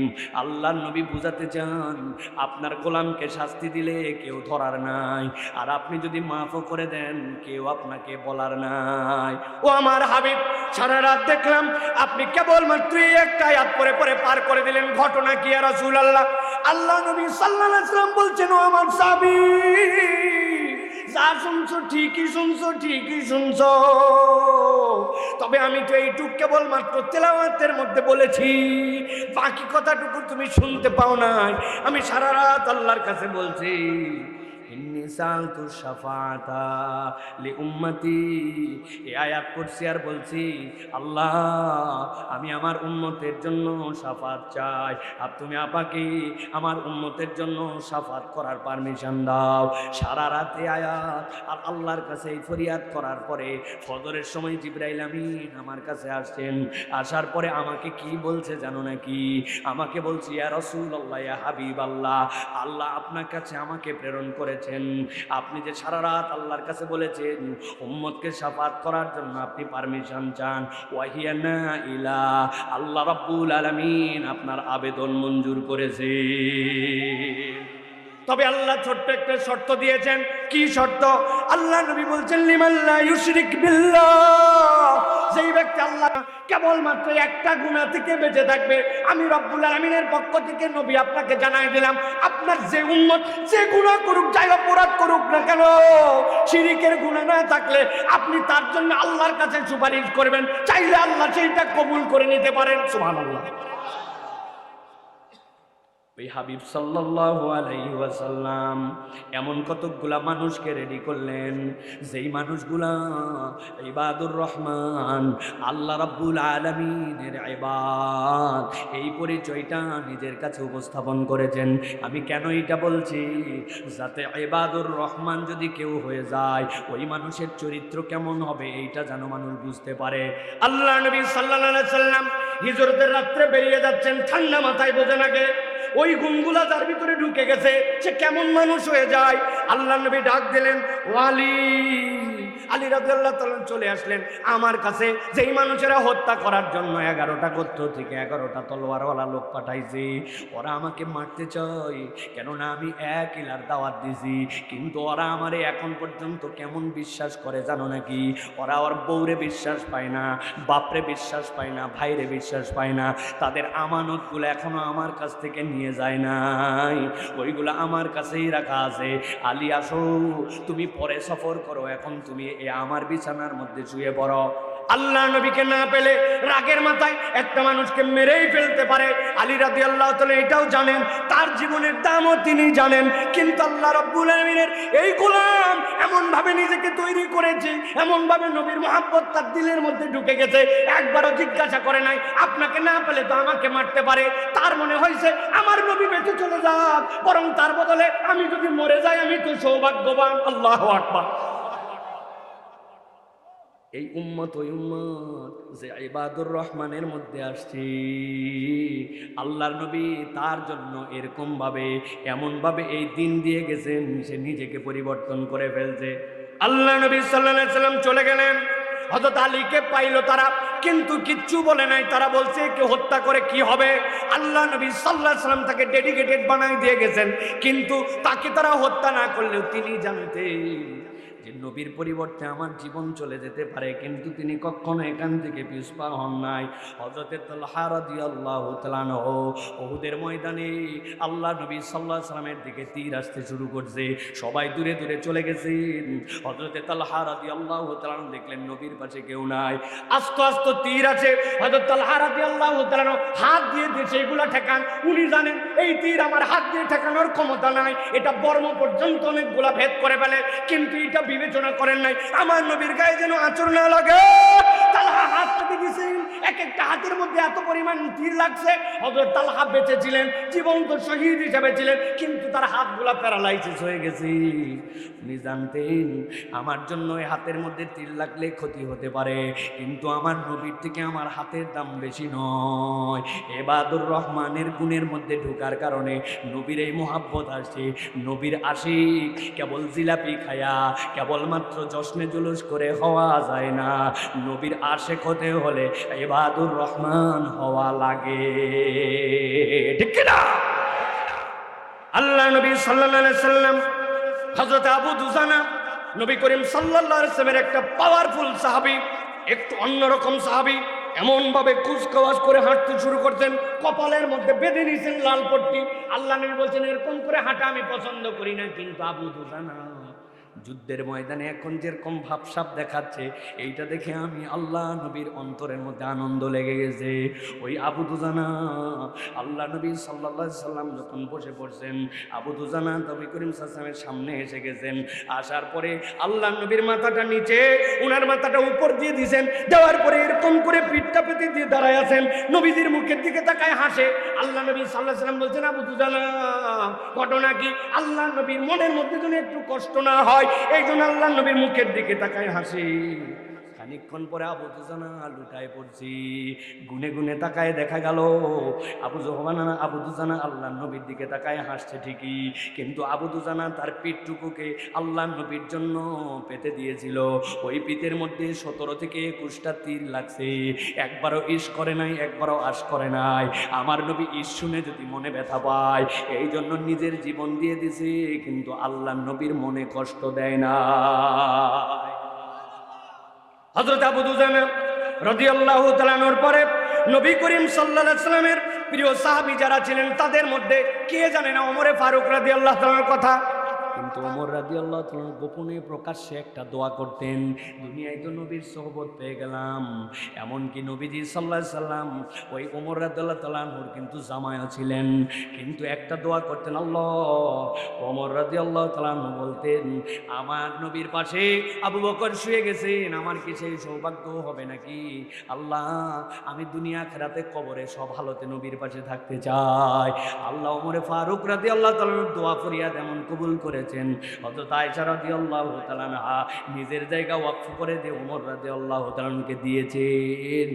এইটা অন্য কোনো কারণ ছিল না, এইটা কেবল আশিকে নবী নয়, বরং তারা ছিলেন ইবাদুর রহমান। এই গুণগুলা থাকার কারণে আল্লাহ রাব্বুল আলামিন তাদেরকে অনন্য করেছিলেন, ঠিক কি না? প্রিয় ভাইয়েরা, আল্লাহ রাব্বুল আলামিনের অজস্র সাহাবী, আল্লাহ নবী সাল্লাল্লাহু আলাইহি ওয়াসাল্লামের অসংখ্য সাহাবীর মধ্যে থেকে হযরত আনাস রাদিয়াল্লাহু তাআলা আনহু, হযরত আনাস রাদিয়াল্লাহু তাআলা আনহু আল্লাহ নবী সাল্লাল্লাহু আলাইহি ওয়াসাল্লামকে এমন ভাবে মহব্বত করতেন, আশ্চর্য এক মহব্বত। পৃথিবীতে মানুষের শরীর দিয়ে যা বের হয়, পৃথিবীতে মানুষের শরীর দিয়ে যেখান থেকেই সেটা ছোট হোক বড় হোক, যেই ঘামটুকু বের হয় ওই ঘামটুকু জীবনে এরকমও হয় নাই যে ছোট একটা বাচ্চা তার মা তাকে অনেক ভালোবাসে, কপালটা বাচ্চার ঘেমে গেছে, জীবনে দেখছেননি? ওই মা হয়তো মুছে দেয়, কিন্তু জিব্বা দিয়ে সেটে তার আপন বাচ্চার ঘাম ছোট বাচ্চা বলে সেটে নিজে আদর করে, হয়েছে? হয় নাই, সম্ভব নয়। দুনিয়াতে মানুষের ফিতরাতের মধ্যে আল্লাহটা ঢুকায় নাই। ছোট বাচ্চা, হারে আমার আদরের বাচ্চা ঘেমে গেছে, টিস্যু দিয়ে মুছে দিতে পারে, ঘাম তার দূর করে দিতে পারে। কিন্তু হযরতে আনাস বলছেন, আমার নবীর ঘামের অপেক্ষায় আমি থাকতাম। আমার কতকগুলা সুগন্ধি ছিল, নবীর গা মাঝে মাঝে ঘেমে গেলে সেখান থেকে একটু সুগন্ধি নিয়ে নিছি, নেওয়ার পরে ওর মধ্যে মিশায় রেখে দিছি। দুনিয়ার লোক জিজ্ঞাসা করতো, আনাস এই আতরের কি ঘ্রাণ, এত পাওয়ার, এত সুগন্ধির কারণ কি? হযরত আনাস অনেককে বলতেন, অনেককে বলতেন না। পরবর্তীতে হযরত আনাস রাদিয়াল্লাহু তাআলা আনহু সহিহ মুসলিমের হাদিসের মধ্যে আসছে, তিনি বলছেন, এই আতর দুনিয়ার কোনো আতর নয়, এই আতর আমার নবীর ঘাম মিশ্রিত আতর, এইটার সুগন্ধি দুনিয়ার কেউ বানাতে পারে না। সুবহানাল্লাহ। হযরতে সাদ ইবনে আবু ওয়াক্কাস রাদিয়াল্লাহু তাআলা আনহু, আল্লাহর নবী সাল্লাল্লাহু আলাইহি ওয়াসাল্লাম উহুদের ময়দানে একা হয়ে গেলেন। এরপরে কিছু সাহাবী তাকে ঘিরে ধরলো, ঘিরে ধরার পরে সাদ ইবনে আবু ওয়াক্কাস রাদিয়াল্লাহু তাআলাকে নবীজি ডাক দিলেন, ডাক দিয়ে বলেন, ও সাদ, নিচের দিকে যারা আছে তাদের দিকে তুমি তীর চালাও, তীর চালাও। আল্লাহর নবী সাদ ইবনে আবু ওয়াক্কাসের জন্য যে কথা বলেছেন, এর থেকে বড় কথা আল্লাহর নবী কোনোদিন বলেন নাই। বলে, সাদ তুমি এখন তীর চালাও তাদের দিকে, আর আমি মুহাম্মদ সাল্লাল্লাহু আলাইহি ওয়াসাল্লামের আব্বা আম্মা তোমার জন্য উৎসর্গ হোক। আল্লাহু আকবার। হযরত সাদ ইবনে আবি ওয়াক্কাস রাসূলুল্লাহ সাল্লাল্লাহু আলাইহি ওয়াসাল্লামের জন্য ডেডিকেটেড ছিলেন। কেন আল্লাহ নবী কথা বললেন, কি পারফরম্যান্সে তাদের এই অবস্থা হলো? কিচ্ছু নয়, এই মানুষগুলা ছিলেন ইবাদুর রহমান, রব্বুল আলামিনের এমন ইবাদ হয়েছিলেন, যেই গুণগুলা তারা অর্জন করেছিলেন, এই গুণগুলার কারণে এই মানুষগুলার জীবনে পরিবর্তন এসেছিল। হযরতে যায়েদ ইবনে হারিসার বর্ণনা আসছে, হযরতে যায়েদ ইবনে হারিসা বন্দি দশা থেকে মুক্ত হলেন, বাপ মায়ের কাছে তিনি ফেরত গেলেন। বাপ মায়ের কাছে যাওয়ার পরে বলতেছে তারা, তুমি কাকে বেছে নিতে চাও? হযরতে যায়েদ ইবনে হারিসা বলতেছেন, আমার বাপ মাকে 100 বার আমি ত্যাগ করতে রাজি আছি, কিন্তু আমি মুহাম্মদ সাল্লাল্লাহু আলাইহি ওয়াসাল্লামকেই বেছে নিব, তার থেকে উত্তম মানুষ আমি জীবনে দেখি না। সুবহানাল্লাহ। প্রিয় ভাইয়েরা, একটু ভিন্নভাবে আপনাদের কাছে কথাগুলো উপস্থাপন করলাম। এই মানুষগুলা কিভাবে এই বৈপ্লবিক পরিবর্তন হলো? এই মানুষগুলাই তো ছিলেন আরবের ডাকাত, এই মানুষগুলাই তো ছিলেন আরবের মধ্যে ওই সন্তানের হত্যাকারী, এই মানুষগুলাই তো ছিলেন আরবের বুকে এতিমের সম্পদ হরণকারী, এই মানুষগুলাই ছিলেন যুদ্ধবাজ, বাপের পরিচয়, বংশের পরিচয়, মানুষের পরে মানুষ তারা হত্যা করছেন, জোর যার মুল্লুক তার, এটাই ছিল তাদের খেলা। এই মানুষগুলা কেমনেই পরিবর্তন হলেন? তাহলে নবীও নাই, এই মানুষগুলাও নাই, সাহাবীদের তাবাকা আমরা কেউ নিতে পারবো না। আল্লাহ নবী বলে গেছেন খয়রুল উমুরে করনি সুম্মাল্লাযীনা ইয়ালুনাহুম সুম্মাল্লাযীনা ইয়ালুনাহুম। কিন্তু যেই পরশ পাথরের সহবতে, যেই কোরআনের গুণাগুণে এই মানুষগুলা অনন্য হয়েছিলেন, আওয়াজ করে বলেন তো ওই কোরআন অবিকৃতভাবে আপনার আমার কাছে আছে না নাই? আছে না নাই? ওই হাদিসগুলো অবিকৃতভাবে আপনার আমার কাছে আছে না নাই? আমরা সাহাবী হতে পারবো না, তাবেই হতে পারবো না, তাবেই হতে পারবো না, খয়রুল কুরুনের মানুষ হতে পারবো না, কিন্তু মন কি চায় না আমি একজন উত্তম মুমিন হব, আমি রহমানের গোলাম হব, আমি একজন ওই সাহাবী তাবেইদের সাথে জান্নাতে যাওয়ার মতো প্রচেষ্টাকারী হব? এইটা কি আপনার আমার মনে চাই না? চাই না? বলছি তো চাই, কিন্তু এর সাথে কামের কোনো মিল নাই, ঠিক কিনা? আজকে আমরা ছোট্ট করে একটু এই 10টা গুণ 20 থেকে 25 মিনিট আর আপনাদের কাছে একটু বলতে চাই, একটু দিল দিয়া এই কথাগুলো আমাদের দিলের মধ্যে নিয়ে আমল করার নিয়তে আমরা বাড়িতে যাব ইনশাআল্লাহ। রাজি আছি তো ভাই? আমি জানি এই জালুয়া পাড়ার লোকের এই অভাব বাড়িতে পড়ে নাই যে এরা কেউ সিন্নি খাওয়ার জন্য বসে থাকবে, ঠিক কিনা? কোরআন শোনার জন্যই তারা আসছে, ঠিক কিনা? তাহলে আমরা কোরআনের সাথে আমরা একে একে আমরা 10টা গুণ সংক্ষিপ্তভাবে একটু শোনার জন্য চেষ্টা। 1 নম্বরে আল্লাহ বলছেন তুমি যদি রহমানের গোলাম হতে চাও, 1 নম্বর তোমাকে যেই গুণাগুণ অর্জন করতে হবে ইবাদুর রহমান। আল্লাহ বলছেন রহমানের গোলাম আল্লাযীনা ইয়ামশুনা আলাল আরদি হাওনা, এই মানুষগুলা নম্র ভদ্রভাবে জমিনে চলাফেরা করবে, তাদের চাল চলন আচার আচরণ বেয়াদব মার্কা হবে না। আল্লাহ বলছেন ওয়া ইযা খাতাবাহুমুল জাহিলুনা ক্বালু সালামা, এই মানুষগুলা বিতর্ক এড়িয়ে চলার অভ্যাসকারী হবে। যখন কেউ গায়ে পড়ে পায়ে পড়ে মূর্খতা নিয়ে তার সাথে ঝগড়া করতে আসবে, কথা কাটাকাটি করতে আসবে, ওই বান্দার তবিয়ত হবে ওই ঝগড়াতে তার সাথে টক্কর না দিয়া বরং তাকে বলবে আসসালামু আলাইকুম, আমি আপনার সাথে কথা কাটাকাটি, এই কথা কাটাকাটির থেকে আস্তে করে ঝগড়াঝাটি, ওই ঝগড়াঝাটির থেকে আস্তে আস্তে গালাগালি, এইগুলাতে স্টেপ স্টেপ যাবে, আমি এর সাথে নাই। ওই বান্দা চলে ভদ্রভাবে আর কারো সাথে ঝগড়াঝাটি করে না। আল্লাহ বলছেন ইবাদুর রহমানের প্রথম গুণাগুণ হচ্ছে এইটা। এবার একটু হিসাব মিলায় দেখেন আমরা কি ঝগড়া বাদ দেই নাকি ঝগড়া করি? খালি করি, এমন এমন বাতাস দেই যে ঝগড়ার কোনো প্রয়োজনই নাই। উনি আছে বাসের মধ্যে ভালো করে বোঝেন, নামতেও পারতেছে না, জানলার পাশে ওনার সিট, বাম পাশে এক ভ্যানওয়ালা আর এক অটোওয়ালার মধ্যে গন্ডগোল লাগছে, ওরে গন্ডগোল, বাস হয়ে যাবে একটু সোলো।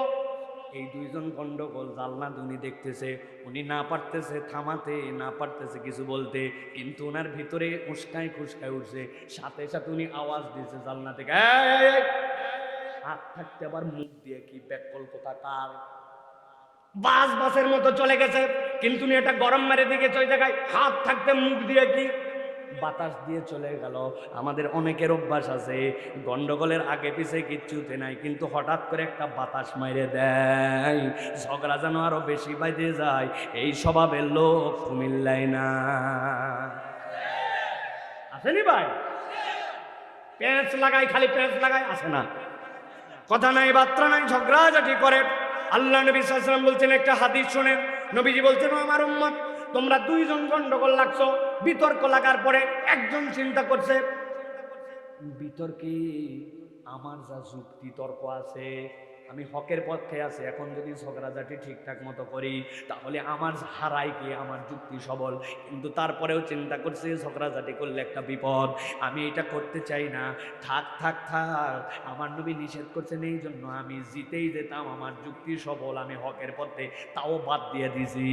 আল্লাহ নবী বলছেন এই যে বিতর্ক পরিহার করলো, এই কারণে আমি নবী বললাম তোর জন্য জান্নাতের মধ্য দেশে আমি একটা ঘরের জামিন হয়ে গেলাম। আল্লাহ নবী বলছেন আরেকজন ঝগড়া লাগাইছে, লাগানোর পরে বলছে আমার যুক্তি খারাপ, আমার যে পক্ষে আছে এই পক্ষে জিন্দেগিতেও জিতবে না, তখন বলছে না না বাবা, এগুলো ঝগড়াঝাটির মধ্যে আমি নাই। বুঝছেন তো, হারিয়ে যাওয়ার ভয়ে কিন্তু বলছে। নবী বলছে বলুক না কেন, হারিয়ে যাওয়ার ভরেই বলছে, যুক্তি তার খারাপ, তারপরেও ঝগড়া পরিহার করছে। আল্লাহ নবী বলছেন তার জন্য জান্নাতের মধ্যে একটা ঘরের জামিন আমি নবী হলাম। সুবহানাল্লাহ। তাহলে আমার মুখ সামলানো, এটা হচ্ছে রহমানের বান্দার প্রথম গুণাগুণ। আমি ঝগড়াঝাটি করব না, আমার চলাফেরার মধ্যে কখনো উগ্রতা থাকবে না, চলাফেরার মধ্যে একটা শান্ত শিষ্ট নম্রতা ভদ্রতা থাকবে। তরুণ যুবক, বাপ থাকে বিদেশে, কুমিল্লা অঞ্চলে কিন্তু ডলারের গরম আছে, দিরহামের গরম আছে, রিয়ালের গরম আছে, ইউরোর গরম আছে নি নাই? আইসিএনজি সিঙ্গেল চল, কিরে ভাই সামনে দুইজন বসতে পারে, পিছনে কয় আমার লাগবে না।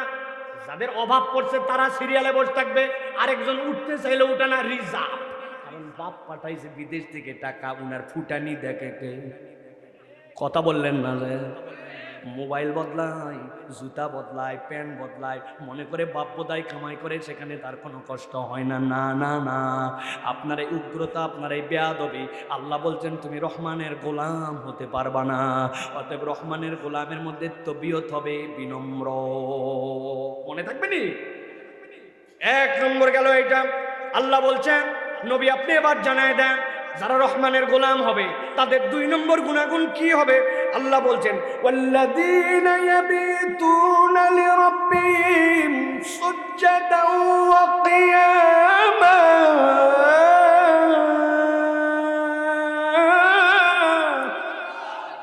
আল্লাহ বলছেন রহমানের বান্দা যদি তুমি হতে চাও, আল্লাহর গোলাম যদি তুমি হতে চাও, তোমার দুই নম্বর গুণাগুণ, পুরা রাত খালি রাতের পর রাত তুই ভ্যান ভ্যানায় ঘুমায় যাস, নাক ডাকে ঘুমায় যাস, এটা রহমানের বান্দার গুণাগুণ হবে না। আল্লাহ বলছেন ওই বান্দা রাতে ঘুমাবি, আবার মাঝে মাঝে রাতের বেলা উঠবে, ওঠার পরে আল্লাহর জন্য দাঁড়ায় যাবে, আল্লাহর জন্য কপালটাকে মাটিতে লাগায় দিবে। আল্লাহ বলছেন দুনিয়া যখন ঘুমায়, আমার বান্দা যখন দাঁড়াইছে, সব বান্দা তো রহমানের গোলাম হতে পারে না। কিছু বান্দা এরকম আল্লাহর জন্য দাঁড়াইছে, কেউ জানে না, কেউ জানে না। ও যখন সিজদায় পড়ে গেছে, আল্লাহ প্রথম আসমানে, আল্লাহ সারাদিন ওই বান্দা আল্লাহর কাছে দোয়া করে, আল্লাহ তুই আমার গুনাহ মাফ করে দে, তুই আমার রিজিক বাড়ায় দে, আমার হায়াত বাড়ায় দে, আমার সন্তানের জন্য আল্লাহ এই চাকরির ব্যবস্থা করে দে, বড় আলেম বানায় দে। সারাদিন দোয়া করে। আল্লাহ বলছেন আর 1/3 রাত পার হওয়ার পরে তোমার আল্লাহ প্রথম আসমানে আসে, আসার পরে জিজ্ঞাসা করে কেউ আসনি যার ক্ষমা লাগবে, কারো রিজিকের টানাটানি আসেনি, আমারে বলো। আল্লাহ বলছেন শুধু লাব্বাইক বললেই আল্লাহ তার রিজিকের সমস্যা দূর, লাব্বাইক বললেই তার আল্লাহ মাফ করে দেন। আল্লাহ বলছেন ওই শ্রেণীটাই হচ্ছে রহমানের গোলাম। সারা রাত বিছনায় পিঠ লাগায় না, রাতে মাঝে মাঝে উঠে আল্লাহর জন্য দাঁড়ায় যায়, আল্লাহর জন্য সিজদা করে। আল্লাহ বলছেন এরা হচ্ছে আমি দয়াময় রহমানের গোলাম। সুবহানাল্লাহ। তাহলে সারা রাত খালি ভদভদায় ঘুমালাম, ঘুম আসে না বলে মোবাইল ঠেলতে ঠেলতে ফজরের আজান করে ফেললাম, ইউটিউব দেখতে দেখতে অস্থির করে ফেললাম, কিন্তু কোনো দিন মন চাইলো না আরে একটা রাত একটু উঠি, ঘুম যেহেতু আসতেইছে না, যাই তো একটু 2 রাকাত নামাজের জন্য দাঁড়ায় যায়।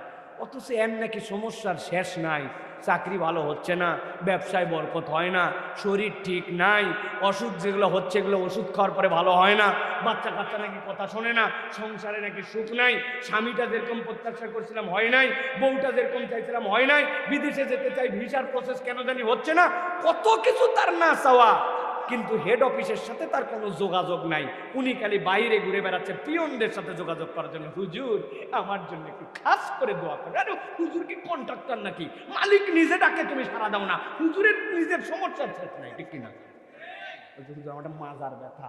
ওরে ভাই আপনি জানেন বিগত 17 দিন আমার কি মাজার ব্যথা, পিছনে হট ওয়াটার পট নিয়ে ঘোরা লাগতেছে, আমার মাজার ব্যথা সারতেছে না, আপনি কার কাছে মাজার ব্যথা শুনতে নিয়েছেন? কথা ঠিক কিনা? আল্লাহ বলছেন আল্লাহর কাছে চাও, তাহলে যেই ব্যক্তি ইবাদুর রহমান হবে তার বৈশিষ্ট্য হবে সারা রাত নাক ডাকায় কেলায় কেলায় ঘুমাবে না, মাঝে মাঝে আল্লাহর জন্য উঠা লাগবে, ঠিক কিনা? শুধু ঠিক বললে হবে না, হবে না। আজকে ওয়াদা করতেছে আমরা এই আমল আপনার আমার জীবনে নিব, ঠিক কিনা? 3 নম্বরে আল্লাহ রাব্বুল আলামিন বলছেন যেই বান্দা আল্লাহ রাব্বুল আলামিনের ইবাদ, আল্লাহর গোলাম, তার 3 নম্বর গুণ কি হবে? ওয়াল্লাযীনা ইয়াকুলুনা রাব্বানা সরিফ আন্না আযাব জাহান্নাম ইন্না আযাবাহা কানা গরামা ইন্নাহা সাআত মুস্তাকাররাও ওয়া মাকামা। আল্লাহ বলছেন ওই মানুষ, যেই মানুষ আল্লাহর গোলাম, নিজে রহমানের গোলাম পরিচয় দিবে, আল্লাহ বলছেন তার 3 নম্বর গুণাগুণ ওয়াল্লাযীনা ইয়াকুলুন, তারা রব্বুল আমিনের কাছে বলতে শুরু করে, কি বলে? রব্বানা সরিফ আন্না আযাব জাহান্নাম, আয় আল্লাহ আযাবে জাহান্নাম তো আমরা সহ্য করতে পারবো না। রব্বুল আমিন তোমার কাছে অনেক কিছুই চাই, তবে সবচেয়ে বেশি যেটা চাই তুমি আমাকে জাহান্নামের আযাব থেকে রক্ষা করো। আমিন বলেন। আল্লাহ বলতেছেন এরপর ওই বান্দা আল্লাহর কাছে বলে ইন্না আযাবাহা কানা গরামা, এই আযাব তোমাকে ধ্বংস করে দিবে, এই আযাব তো কিচ্ছু রক্ষা করতে পারবে না। ইন্নাহা সাআত মুস্তাকাররাও ওয়া মুকামা, নিশ্চয়ই এটাই হচ্ছে নিকৃষ্টতম আবাসস্থল। আল্লাহ তুমি না আমার আব্বাকে সৃষ্টি করেছিলে জান্নাতে, দুনিয়ায় যা কিছু সৃষ্টি করছো ইদারাদা শাইআন আইয়াকুলা লাহু কুন ফায়াকুন, কুন ফায়াকুনের হুকুম দিয়ে বানাইছিলা, কিন্তু আল্লাহ খলাকাল্লাহু আদামা বিয়াদিহি, আল্লাহ আদমকে বানাইছিলেন জান্নাতে। মুফাসসিররা ব্যাখ্যা করেছেন আল্লাহ মূলত সন্তানদেরকে উত্তরাধিকার দেওয়ার জন্য আল্লাহ জান্নাতে আদমকে নিয়েছিলেন, না চাইলে আল্লাহ অটোমেটিক দুনিয়ায় দিয়ে দিতে পারবেন। আল্লাহ আমার অনেক ভুল আছে, আমার অনেক অপরাধ আছে, কিন্তু আমি তোমার কাছে ফরিয়াদ দেই কন্টিনিউ। আল্লাহ এটাই নিকৃষ্ট বাসস্থল, জাহান্নামে আমি যেতে চাই না, ওই আযাব তো সব ধ্বংস করে ফেলবে, আমি তো একটা নস্যি মাত্র শেষ হয়ে যাব। আল্লাহ তুমি আমাকে ওই আযাব থেকে রক্ষা করো। সেই বান্দা কেবল এই ফরিয়াদ দেয়, আল্লাহ বলছেন সেও হচ্ছে আল্লাহর ইবাদ, আল্লাহর রহমানের ইবাদ। সুবহানাল্লাহ। কত কিছু চাইলাম, একটু ঠান্ডা মাথায় বলেন তো ভাই, আজকের দিনে কম বেশি আমরা দোয়া করছি না করি নাই? করছি। আপনি খেয়াল করে দেখেন, দোয়া করছি, কিন্তু আল্লাহ বলছেন ওই বান্দার কন্টিনিউ একটা অভ্যাস, তার যত দোয়া আছে তার জন্য একটা পাঠ হচ্ছে সে জাহান্নাম থেকে মুক্তি চায়। আল্লামা ইবনে আশুর রহমাতুল্লাহি আলাইহি তার বিখ্যাত তাফসীর গ্রন্থ ইবনে আশুরের ভিতরে ইবনে কাসির রহমাতুল্লাহি আলাইহি তার তাফসীরের মধ্যে বলছেন আল্লাহর কাছে ক্ষমা চাওয়া লাগবে, তবে যেহেতু আল্লাহ রহমানের বান্দার 10 গুণের মধ্যে আল্লাহ বলছেন আল্লাযীনা ইয়াকুলুন, তারা বলতে শুরু করে রব্বানা সরিফ আন্না আযাবা জাহান্নাম, আল্লাহর বান্দা যেন এই ভাষাটাই ব্যবহার করে, যদি কোনো বান্দা এই ভাষাটা ব্যবহার করে আল্লাহ এইটাকে কবুল করবেন ইনশাআল্লাহ। কেন? এইটার একটা কমন সেন্স আছে। আমি যে কতবার এই উদাহরণ দিই, আবার আপনাদের কাছে একটুখানি বুঝাই। ধরেন কোনো একটা মন্ত্রণালয়ের একজন মন্ত্রী, আপনারা কি আমার কথা শুনতেছেন ভাই? কোনো একটা মন্ত্রণালয়ের মন্ত্রী সাহেব, তার একজন পিএস লাগবে, কি লাগবে? পার্সোনাল সেক্রেটারি লাগবে, পার্সোনাল অ্যাসিস্ট্যান্ট লাগবে, পিএ। সরকারি নিয়ম অনুযায়ী উনি বিজ্ঞাপন দিছে, অনার্স মাস্টার্স ফার্স্ট ক্লাস ডিগ্রিধারী, সুন্দর ইংরেজি লিখতে পারে, এই যোগ্যতায় একজন পিএ নেওয়া হবে। এইটা দেখার পরে ওনার বড় বোন ফোন দিছে ওনারে, মন্ত্রী সাহেবের ঠান্ডা মাথায় কথাটা বোঝেন তাইলে দিলের মধ্যে ধাক্কা লাগবে। বড় বোনকে জানাইছে তার ছেলে মামা নাকি পিএস নেবে, মা দেখছো নাকি বিজ্ঞাপন দিছে, এই জন্য আমি পাবলিক ইউনিভার্সিটি থেকে একটা ভালো রেজাল্ট করে আসা ছেলে, মামা তার পিএ দুনিয়ায় খুঁজতে যাচ্ছে, অথচ ভাগনা রেডি। ভাই শুনলাম তুই নাকি পিএ নিবি, তোর ভাগিনাতে ভালো রেজাল্ট করে বার হয়েছে, জানিস না তোর ভাগনাকে নিলে কি সমস্যা? চাপারে এইটা তো আর আমার ইচ্ছায় নয়, তবে এইটার একটা সরকারি প্রোটোকল অনুযায়ী এইটার বিজ্ঞাপন দেওয়া হয়েছে, তুই টেনশন করিস না, ভাগনারে আবেদন করতে বল, চাকরি তার কে ঠেকায় দেখবনি। মন্ত্রী যদি নিজের পিএস নেওয়ার জন্য বোনের কথা শুনে, যোগ্যতা সব আছে, ভাগনার চাকরি দিবে এই কথা বলে, তাহলে এই ভাগনার চাকরি হওয়ার সম্ভাবনা আছে না নাই? বুঝেন নাই না? আছে না নাই? এখন চাকরির আবেদন যখন লেখা হবে, ওই ভাগনাকেও খুব আদরের ভাগিনা, মামা তার মন্ত্রী মামার কাছে অফিসে আসছে, আসার পরে বলছে মামা কি ফরম্যাটে ইংরেজিতে যে দরখাস্ত লেখে আমি তো যতই বুঝি, কিন্তু এটার কিছু নিয়ম কানুন আছে। দয়া করে মামা আপনি একটু বলে দেন, আমি একটু ড্রাফটটা লিখে নেই। এবার মামা বলতেছে, নিজে এত দূর পড়ালেখা করে এখন পর্যন্ত দরখাস্ত ঠিক মতো লিখতে পারে না, লেখ লেখ। আমি বলতেছি টু দ্য মিনিস্টার। বলতেছে কে? আরে মামা না মন্ত্রী। কে বলতেছে টু দ্য মিনিস্টার? কার কাছে এই চিঠি আসবে? মন্ত্রীর কাছে। মন্ত্রী নিজেই বলতেছে লেখ টু দ্য মিনিস্টার। এই চাকরি কি মিস হওয়ার চান্স আছে? খানিকক্ষণ পরে ভাগিনা বলছে আপনি বলেন আর আমি লেখি, কোথায় কি ভুল হয় মামা আমি একটু ঘুরে ফিরে দেখি, আপনি খালি একটু সর করে লিখে দেন। রাগে রাগে তারপরেও বলছে ব্যাককল কোথাকার দে। এবার লিখতেছে টু দ্য মিনিস্টার। লিখতেছে কে? দরখাস্ত কার কাছে যাবে? চাকরি দিবে কে? ভালো করে বুঝেন, এই চাকরি কি মিস হবে? হয়ে যেতেও পারে ভাই, প্রধানমন্ত্রীর একটা ভাগিনা ছিল। এই মন্ত্রীর চাকরি ভাগিনার নেওয়া হতে পারে, কিন্তু ভালো করে বোঝেন, আমি যেইটা বোঝানোর জন্য বলছি, আল্লাহ যে শুরুতে ডাক দিলেন ওয়াইবাদুর রহমান, তুই হচ্ছে রহমানের আব। আল্লাহ বলছেন ওই বান্দার গুনাগুন কি জানো নাকি? আল্লাহ বলছেন ওয়াল্লাযীনা ইয়াকুলুনা রব্বানা, তারা সবগুলা ডাক দিয়ে বলে ও আমার রব। কি জন্য ডাক দেয়? রব্বানা আসরিফান্না আযাব জাহান্নাম, আয় আমার আল্লাহ আমাকে জাহান্নামের আযাব থেকে বাঁচাও। আমি জিজ্ঞাসা করবো আওয়াজ দিয়ে বলেন তো রব্বানা, আপনার আমার রবকে? এই দোয়াটা শেখাচ্ছে কে? এই দোয়াটা কবুল করবে কে? আপনি একটু দিলের মধ্যে ফিল নিয়ে বোঝেন। আল্লাহ নিজেই বলছেন আমার গোলাম আমার কাছে বলবে রব্বানা। আল্লাহ কৌশলে প্রশ্ন ফাঁস করে দিচ্ছেন, বান্দা তুই খালি বলে দেখ, আমি কবুল করব, আমি ভাষা শিখাই দিলাম, তুই তো আমারই গোলাম। আল্লাহ বলছেন এই জন্য দিল দিয়ে যদি এইটা করে সে কেবল ইবাদুর রহমানই হবে না, ওই বান্দাকে আল্লাহ মাফ করে দিবে। সুবহানাল্লাহ। তাহলে এইটা হচ্ছে আমাদের জন্য 3 নম্বর গুনাহগুণ। আমরা জাহান্নাম থেকে আল্লাহর কাছে পানা চাবো তো ভাই। 4 নম্বরে এবার আল্লাহ বলছেন ওই বান্দার গুনাহগুণ হবে, ওই বান্দার মধ্যে লোক দেখানোও নাই, আবার কিপটামিও নাই। ভালো করে মাথার মধ্যে ঢুকাবেন এই পয়েন্ট। লোক দেখানোও নাই, কিপটামিও নাই। ব্যাপারটা কি? আল্লাহ বলছেন ওয়াল্লাযীনা ইযা আনফাকু লাম ইউসরিফু ওয়া লাম ইয়াকদুরু ওয়া কানা বাইনা যালিকা কওয়ামা। আল্লাহ বলছেন এই বান্দা বাহুল্য খরচ করে না, লোক দেখায় না, নষ্ট করে না। আবার ওই বান্দার গুনাহগুণ ওয়ালাম ইয়াকতুরু, ওই বান্দা কৃপণতাও করে না, বখালতও করে না। ওয়া কানা বাইনা যালিকা কওয়ামা, এই দুইয়ের মধ্যে এই বান্দা সুদৃঢ়। কেউ চাইলে ফিরায় না, অযথা বাজে খরচও করে না, তবে তার মধ্যে কৃপণতার হার নাই। আল্লাহ যেটা দিছে সেইটা থেকে সে খরচ করে। আল্লাহ বলছেন এই বান্দা হচ্ছে আমার গোলাম, ইবাদুর রহমান। আমরা খুব কম সংখ্যক লোক এখন আল্লাহ রাব্বুল আমিন এই গুনাহগুণের মধ্যে আছি। কেননা এখন বাঙালি মুসলমানের থেকে হার কিপটা মুসলমান আল্লাহর দুনিয়ায় না। আন্দাজি ঠিক বলেন না, আগে আপনাদেরকে ফাঁসাই তারপরে ঠিক বলেন, না ফাঁসানো পর্যন্ত ঠিক বলেন না। জুম্মার দিন ছিল গতকাল না আজকে? আপনার মসজিদের সামনে দান বাক্স আসছিল নি ভাই? আসছিল, দানের ব্যাগ আসছিল, কৌটা আসছিল। এইগুলা কি গতিতে আপনি পার করছেন দেখেন তো আমার সাথে মিলে কিনা। 5G 6G ঠাস ঠাস ঠাস ঠাস, ঠিক কিনা? কাতারের শুরুতে আসতে দেরি, ঠেলে পার করে মনে করছে ঝামেলা, বিদায় বিদায় বিদায় বিদায়, সবগুলা মিলে যে পার করে দিলেন। হাসতেছেন আপনি, আপনার কি একবার বিবেচনাই হলো না?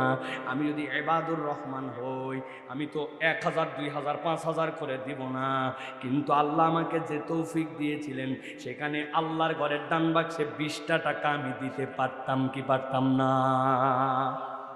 হুজুর আমি স্টুডেন্ট, আমি কিভাবে দিব? আমি ছাত্র মানুষ, আমি বাসের ভাড়া হাফ দেই। আর কেমনে আল্লাহর ঘরে দান করছে আল্লাহ রাব্বুল আলামিন। এরপরেও তাদেরকে হত্যা করে ফেলতেছে। এটা তো একটা হত্যা, এর বাইরেও যত ধরনের হত্যা আছে, কোনো হত্যা কখনো ইবাদুর রহমানের দ্বারা সম্ভব নয়। আল্লাহ বলছেন ওয়ালা ইয়াজনুন, আর খবরদার খবরদার সে যেন জিনা ব্যভিচার না করে। জিনা যদি করে ফেলে, আল্লাহ বলছেন তওবা যদি না করে, তাহলে কখনো সে আল্লাহর ইবাদুর রহমানের তালিকায় আসতে পারবে না। জেনার ব্যাখ্যায় নবীজি সাল্লাল্লাহু আলাইহি ওয়াসাল্লাম দীর্ঘ কথা বলছেন, আমি শুধু সংক্ষেপ করে বলি। নবীজি বলছেন, ও দুনিয়ার মানুষ, তোমার চোখেরও জেনা আছে। চোখের জেনা হচ্ছে যেটা তোমার দেখার কথা নয় সেটা দেখছো। হাতের জেনা যেটা তোমার ছোঁয়ার জন্য আল্লাহ অধিকার দেন নাই, তুমি ওইটা ছুঁয়েছো, ছুঁয়ে তুমি হারাম ছুঁয়ে তুমি জেনা করে ফেলছো। পায়ের জেনা হচ্ছে আল্লাহর অবাধ্যতার দিকে তুমি তোমার পাকে বাড়ায় দিছো। অতএব আমাদেরকে হিসাব করে চলা লাগবে, ঠিক না?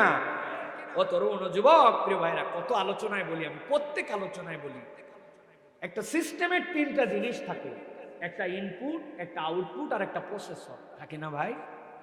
এই যে মোবাইলের মধ্যে একটা ইনপুট আছে, আছে না নাই? ইনপুটটা কি? নাম্বার চাপছেন 01 dot dot dot dot dot, এই নাম্বারটা আপনি চেপে ফেলছেন। এরপর আপনি সবুজ বাটনে চাপ দিচ্ছেন, ইনপুট হয়ে গেছে, প্রসেসর হয়েছে। এরপরের ভিতরে কার কাছে কল যেতে হবে এই নাম্বারটার সাথে টাওয়ারে বাজছে, টাওয়ার থেকে এরপরে তার মোবাইলে গেছে, তার মোবাইল থেকে রিপ্লাই আসছে, আবার আপনার কাছে আসছে। এই যে আউটপুট হয়ে গেল রিংটোন দিয়ে তার কাছে, আর মধ্যে প্রসেস হলো, এই ইনপুট গেল। মানুষের জীবনে এরকম ইনপুট আছে প্রিয় ভাইরা। কম্পিউটার ইনপুট আছে, আউটপুট আছে, প্রসেসর আছে। মানুষের ইনপুট হচ্ছে চোখ আর এই কান। এই দুটা দিয়ে মানুষ তার জীবনের 80% ইনপুট নিজের জীবনে নেয়। চোখ দিয়ে দেখে বলেই চিন্তা করতে পারে, মুখ দিয়ে কথা বলে, কান দিয়ে শুনে বলেই ওই মানুষ ব্রেনের মধ্যে সেগুলো প্রসেস করতে পারে। এই জন্য কোনো বান্দা যদি চোখের গুনাহ আর কানের গুনাহ থেকে হেফাজত করে, তার মুখের গুনাহ অটোমেটিক কমে যায়। আমি চোখ দিয়ে খারাপ দেখছি বলেই না মুখ দিয়ে বলতে মন যাবে, কান দিয়ে শুনছি বলেই না মুখ দিয়ে আমার কথা আসবে। এই দুটার গুনাহ থেকে হেফাজত করলে মুখ সামলে যায়, আর মুখ সামলালে ওই বান্দার জীবনের 80% গুনাহ থেকে সে মুক্ত হয়ে যায়। আপনি হিসাব করে দেখেন, আমাদের জীবনের অধপতন, বরকতহীনতার অন্যতম কারণ চোখের গুনাহ আর কানের গুনাহ, ঠিক কিনা ভাই? ওয়াজ শুনতে শুনতে গুনাহ হয় জানেন, কোরআন তেলাওয়াত শুনতে শুনতে এমন অ্যাডভার্টাইজ চলে আসছে, আর বাঁচার উপায় নেই, একদম অসভ্য অ্যাডভার্টাইজ। তা আমি কোরআন শুনতে শুনতেও আমার চোখ গুনার মধ্যে চলে যাচ্ছে, এমন এক জগতের মধ্যে আমরা ঢুকে গেছি। আর সেখানে বন্ধুর সাথে বন্ধু মিশলেই, কথা বললেই বাজে বন্ধুর খপ্পরে পড়ে রাত দিন বাজে কথা, হারাম কথা, অন্যায় কথা। অমুক নায়িকা দেখছিস কিনা, তার ফিগার কেমন জানিস কিনা, সেই গান শুনছিস কিনা, এই গানের মধ্যে হিট নায়িকা, সারাদিন সিনেমা নাটক এইগুলো আলাপ। ও জিজ্ঞাসা কর না ফজরের নামাজ পড়ছি কিনা, বন্ধু কোরআন আজকে তেলাওয়াত করছো কিনা, তুমি মুখের দাড়িটা কেন কাটলে বন্ধু, তুমি কেন ঠাকুরের নিচে এখনো জামা রাখলে, তুমি কেন আজকের জামাতে আসলে না। এই বন্ধু জীবনে আপনাকে এই কথা বলেন, এরকম কোনো বন্ধুর সাথে আমরা ঘুরিও না, এরকম বন্ধু আমাদের নাই। কথাকে রাগ করলেন না? রাগ করলেন? তাহলে প্রিয় ভাইয়েরা, 6 নম্বরে আল্লাহ রাব্বুল আমিন বলছেন, ওই বান্দা যদি ইবাদুর রহমান হয়, তার আর একটা গুনাহগুণ আছে। কি গুনাহগুণ? আল্লাহ বলছেন ওই বান্দা পাপ করে ফেলতে পারে, কিন্তু পাপের পরেও তার তবিয়ত হবে, পাপের উপরে থাকবে না, সে ফেরত চলে আসবে। আল্লাহ বলছেন ইল্লা মান তাবা ওয়া আমানা ওয়া আমিলা আমালান সালিহা ফাউলাইকা ইউবাদদিলুল্লাহু সাইয়্যাতিহিম হাসানাত ওয়া কানাল্লাহু গফুরুর রহিমা। আল্লাহ বলছেন ওই বান্দা তো সেই বান্দা ভুল যে করবে না এরকম নয়। মানুষকে নামই তো আল্লাহ দিয়েছেন ইনসান। ইনসান মানে নিসিয়ান থেকে তো ভুলে ভরা, ভুল তো তার হবে, কিন্তু আল্লাহ বলছেন ওই ভুলের উপরে সে থাকে না। তার তবিয়ত হচ্ছে সে তওবা করে আল্লাহর দিকে ফেরত চলে আসে। আল্লাহ আমি ভুল করে ফেলছি, এক্সকিউজ মি, আল্লাহ আমাকে মাফ করে দাও, আমি প্রমিস করতেছি ভবিষ্যতে আর করবো না। এইটা দুনিয়ার কোনো স্বার্থে নয়, ধান্দাবাজিতে নয়, ধরা পড়ে গেছি বাঁচার কৌশলে নয়, দিল থেকে আল্লাহর জন্য। সামনে নির্বাচন আসতেছে, নির্বাচনে পাশ করার জন্য নয়, আগে যা করেছি করেছি, এবার খালি একবার আমি তওবা করে ফেরত আসলাম। ভোট দিয়ে দেখেন আগামী বছর কেমনে বাঁশ দেই, তাই না? বহুত দিন তো এগুলা দেখলাম। আবার ঠিক ঠিক বলে তো তার পক্ষে স্লোগান ধরবেন, অমুক ভাইয়ের চরিত্র ফুলের মতো পবিত্র, নামাজ পড়েনি বিগত 40 দিন, বাংলাদেশের কোন মসজিদে ফজরে জামাতে এক ওয়াক্ত।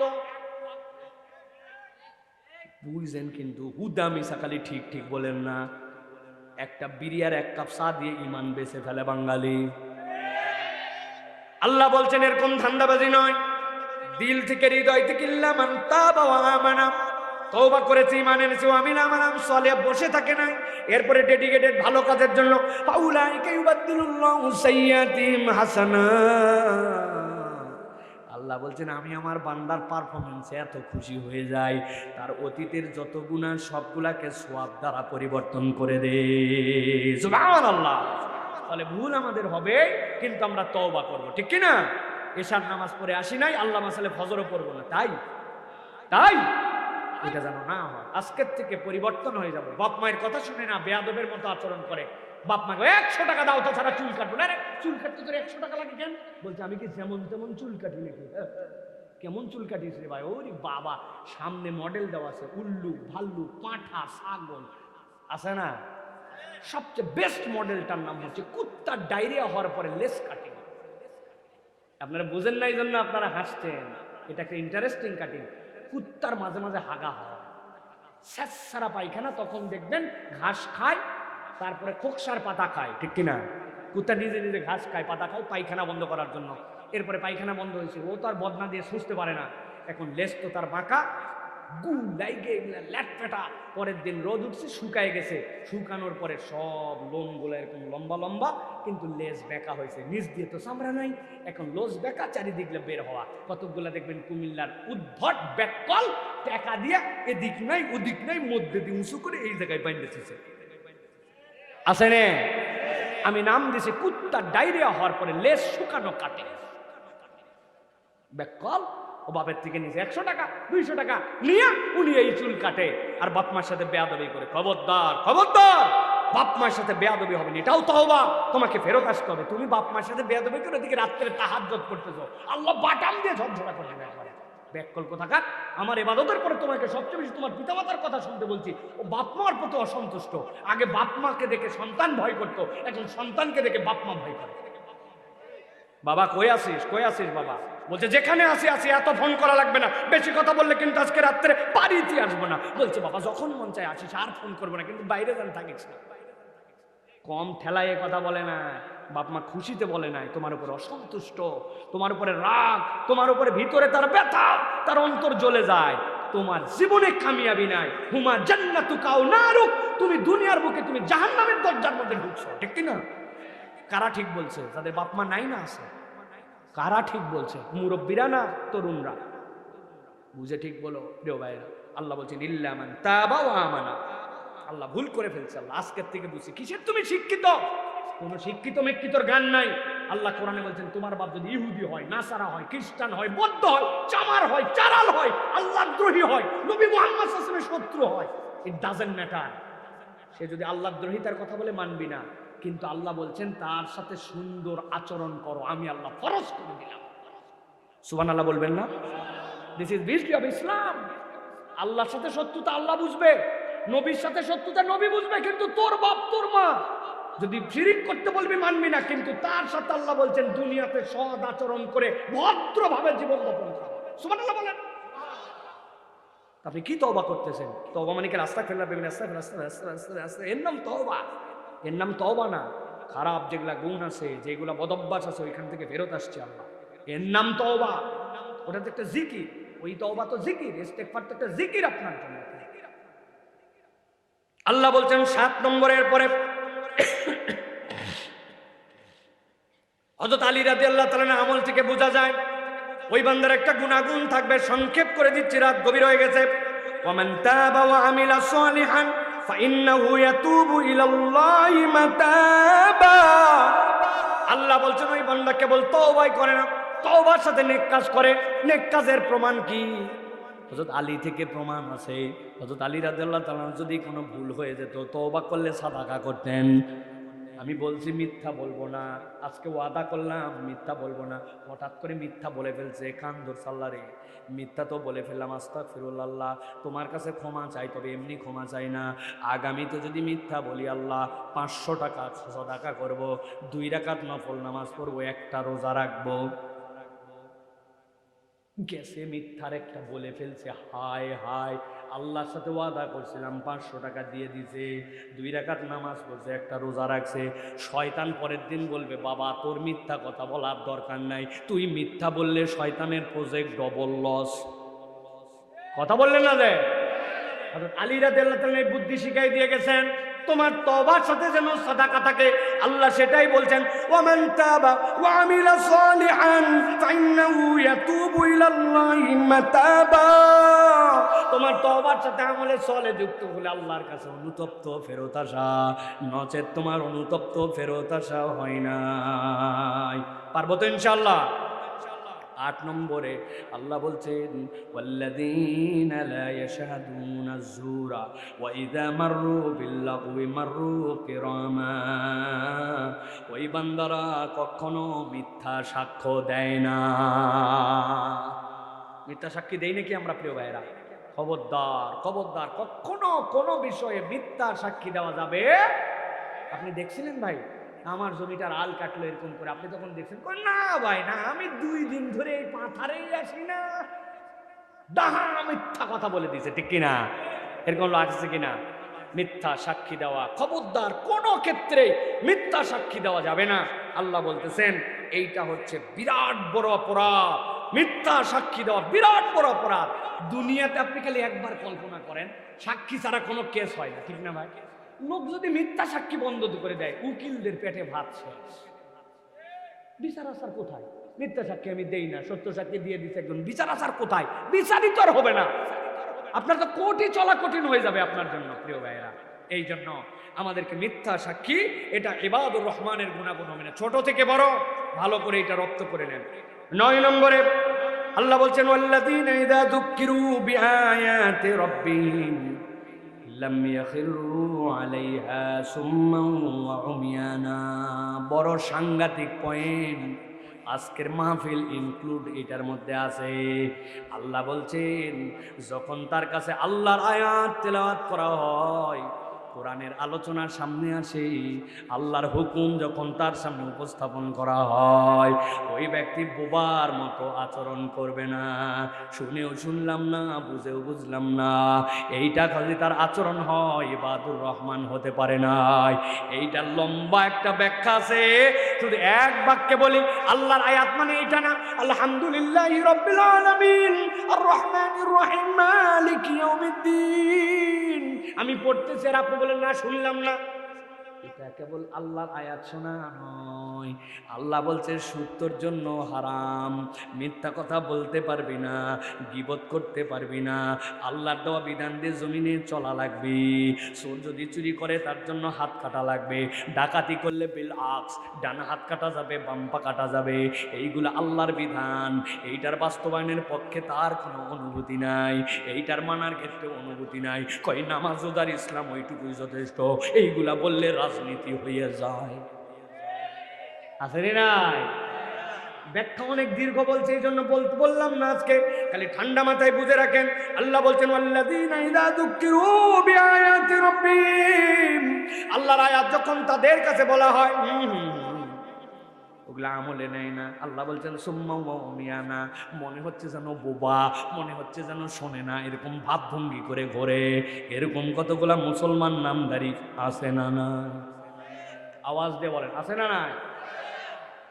মেনে নিতে পারে না, এটা শরীয়তের আইন তার কাছে ভালো লাগে না। হ্যাঁ, খেলাফতের কথা বললে তার কাছে উগ্রতা লাগে, আছে না?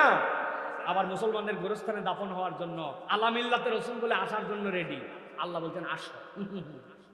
খেলা তো একজন করতে করতে চলে গেল, খেলা আসলটা হবে। প্রিয় ভাইয়েরা, সর্বশেষ যে পয়েন্ট আল্লাহ রাব্বুল আলামিন বলছেন, ওই বান্দা যারা রহমানের গোলাম তাদের পরিচয় হবে ওয়াল্লাযীনা ইয়াকুলুনা রাব্বানা হাব লানা মিন আজওয়াজিনা ওয়া যুররিয়াতিনা কুররাতা আ'য়ুনিন ওয়াজআলনা লিলমুত্তাকিনা ইমামা। আল্লাহুম্মা আমিন বলেন, আওয়াজ করে বলতে হবে আল্লাহুম্মা আমিন। তাদের একটা গুণাগুণ, সুবহানাল্লাহ, কি গুণাগুণ! এই দোয়া জানে না এরকম লোক কম আছে, শোনে না এরকম লোক কম আছে, কিন্তু এর মধ্যে ছোট্ট একটা কথা আছে, এইটা আমাদের দিলের মধ্যে জাগ্রত হয় না, অনেক সময় ভুল অনুবাদ করছি। আল্লাহ বলছেন ওয়াল্লাযীনা ইয়াকুলুন, ঠান্ডা মাথায় তারা বলে রব্বানা, ও আমাদের রব, হাবলানা, আমাদেরকে দান করেন, মিন আজওয়াজিনা, আমাদের পরিবার পরিজনকে, ওয়া যুররিয়াতিনা, আমাদের সন্তানদেরকে, কুররাতা আয়ুনিন, ঠান্ডা দেখলে দিল জুড়ায় যায়, মনটা ভরে যায়, যেই সন্তান আর পরিবার দেখলে আমাদের আনন্দ লেগে যায়, এরকম সন্তান এরকম পরিবার আমাদেরকে দেন। ওয়াজআলনা লিল মুত্তাকিনা ইমামা, আর আল্লাহ আমার ওই সন্তানদেরকে আপনি মুত্তাকিদের ইমাম বানায়া দেন। সুবহানাল্লাহ বলবেন না? আমরা উল্টা অনুবাদ করছি, আল্লাহ মুত্তাকিদেরকে আমার ইমাম বানান। আল্লাহ বলছেন তুমি তোমার সন্তানের জন্য দোয়া করো। আল্লাহ বলছেন এই 10 গুণ যার মধ্যে আছে, আমি আল্লাহ তাদের জন্য একটা ছোট্ট ঘোষণা দিয়ে দিলাম, উলাইকা ইউজজাউনাল গুরফাতা বিমা সাবারু ওয়া ইউলাক্কাউনা ফিহা তাহিয়াতাও ওয়া সালামা খালিদিনা ফিহা হাসুনাত মুস্তাকাররান ওয়া মুকামা। আল্লাহ বলছেন এই গুণাগুণ যাদের, আল্লাহর কাছে তাদের জন্য একটা ঘর থাকবে, যেই ধৈর্যের উপরে তারা এই গুণাগুণ অর্জন করেছে। আল্লাহ বলছেন হাসুনাত মুস্তাকাররান ওয়া মুকামা, আমি আল্লাহ এমন সুসজ্জিত এমন সুন্দর একটা ঘর রাখবো যেখানে সে তার রব আল্লাহর সাথে দিদার করতে পারবে। সুবহানাল্লাহি ওয়া বিহামদিহি। আল্লাহ রাব্বুল আলামিনের দিদার আমরা চাই না চাই না? চাই। তাহলে প্রিয় ভাইয়েরা, এটা মুখের কথাই হবে না, এটার জন্য আপনার কার্যকর উদ্যোগ নিতে হবে, কার্যকরভাবে আপনাকে এই পথে যেতে হবে। আল্লাহ রাব্বুল আলামিন যেন আমাদেরকে কবুল করেন। একটু বেশি বলে ফেললাম নাকি ভাই? বিরক্ত হননি তো আপনারা? এত ওয়াজ কিন্তু সব জায়গায় করা লাগে না, কিন্তু আপনাদের যে কয়জনের লোকই হোক মনে হয়েছে যে একটু কথাগুলো আপনাদের কাছে বলি। আলহামদুলিল্লাহ, আমার ভাইরা দিল থেকে কথাগুলো শুনছেন, আলহামদুলিল্লাহ। আমরা এখন দোয়া মোনাজাত করব।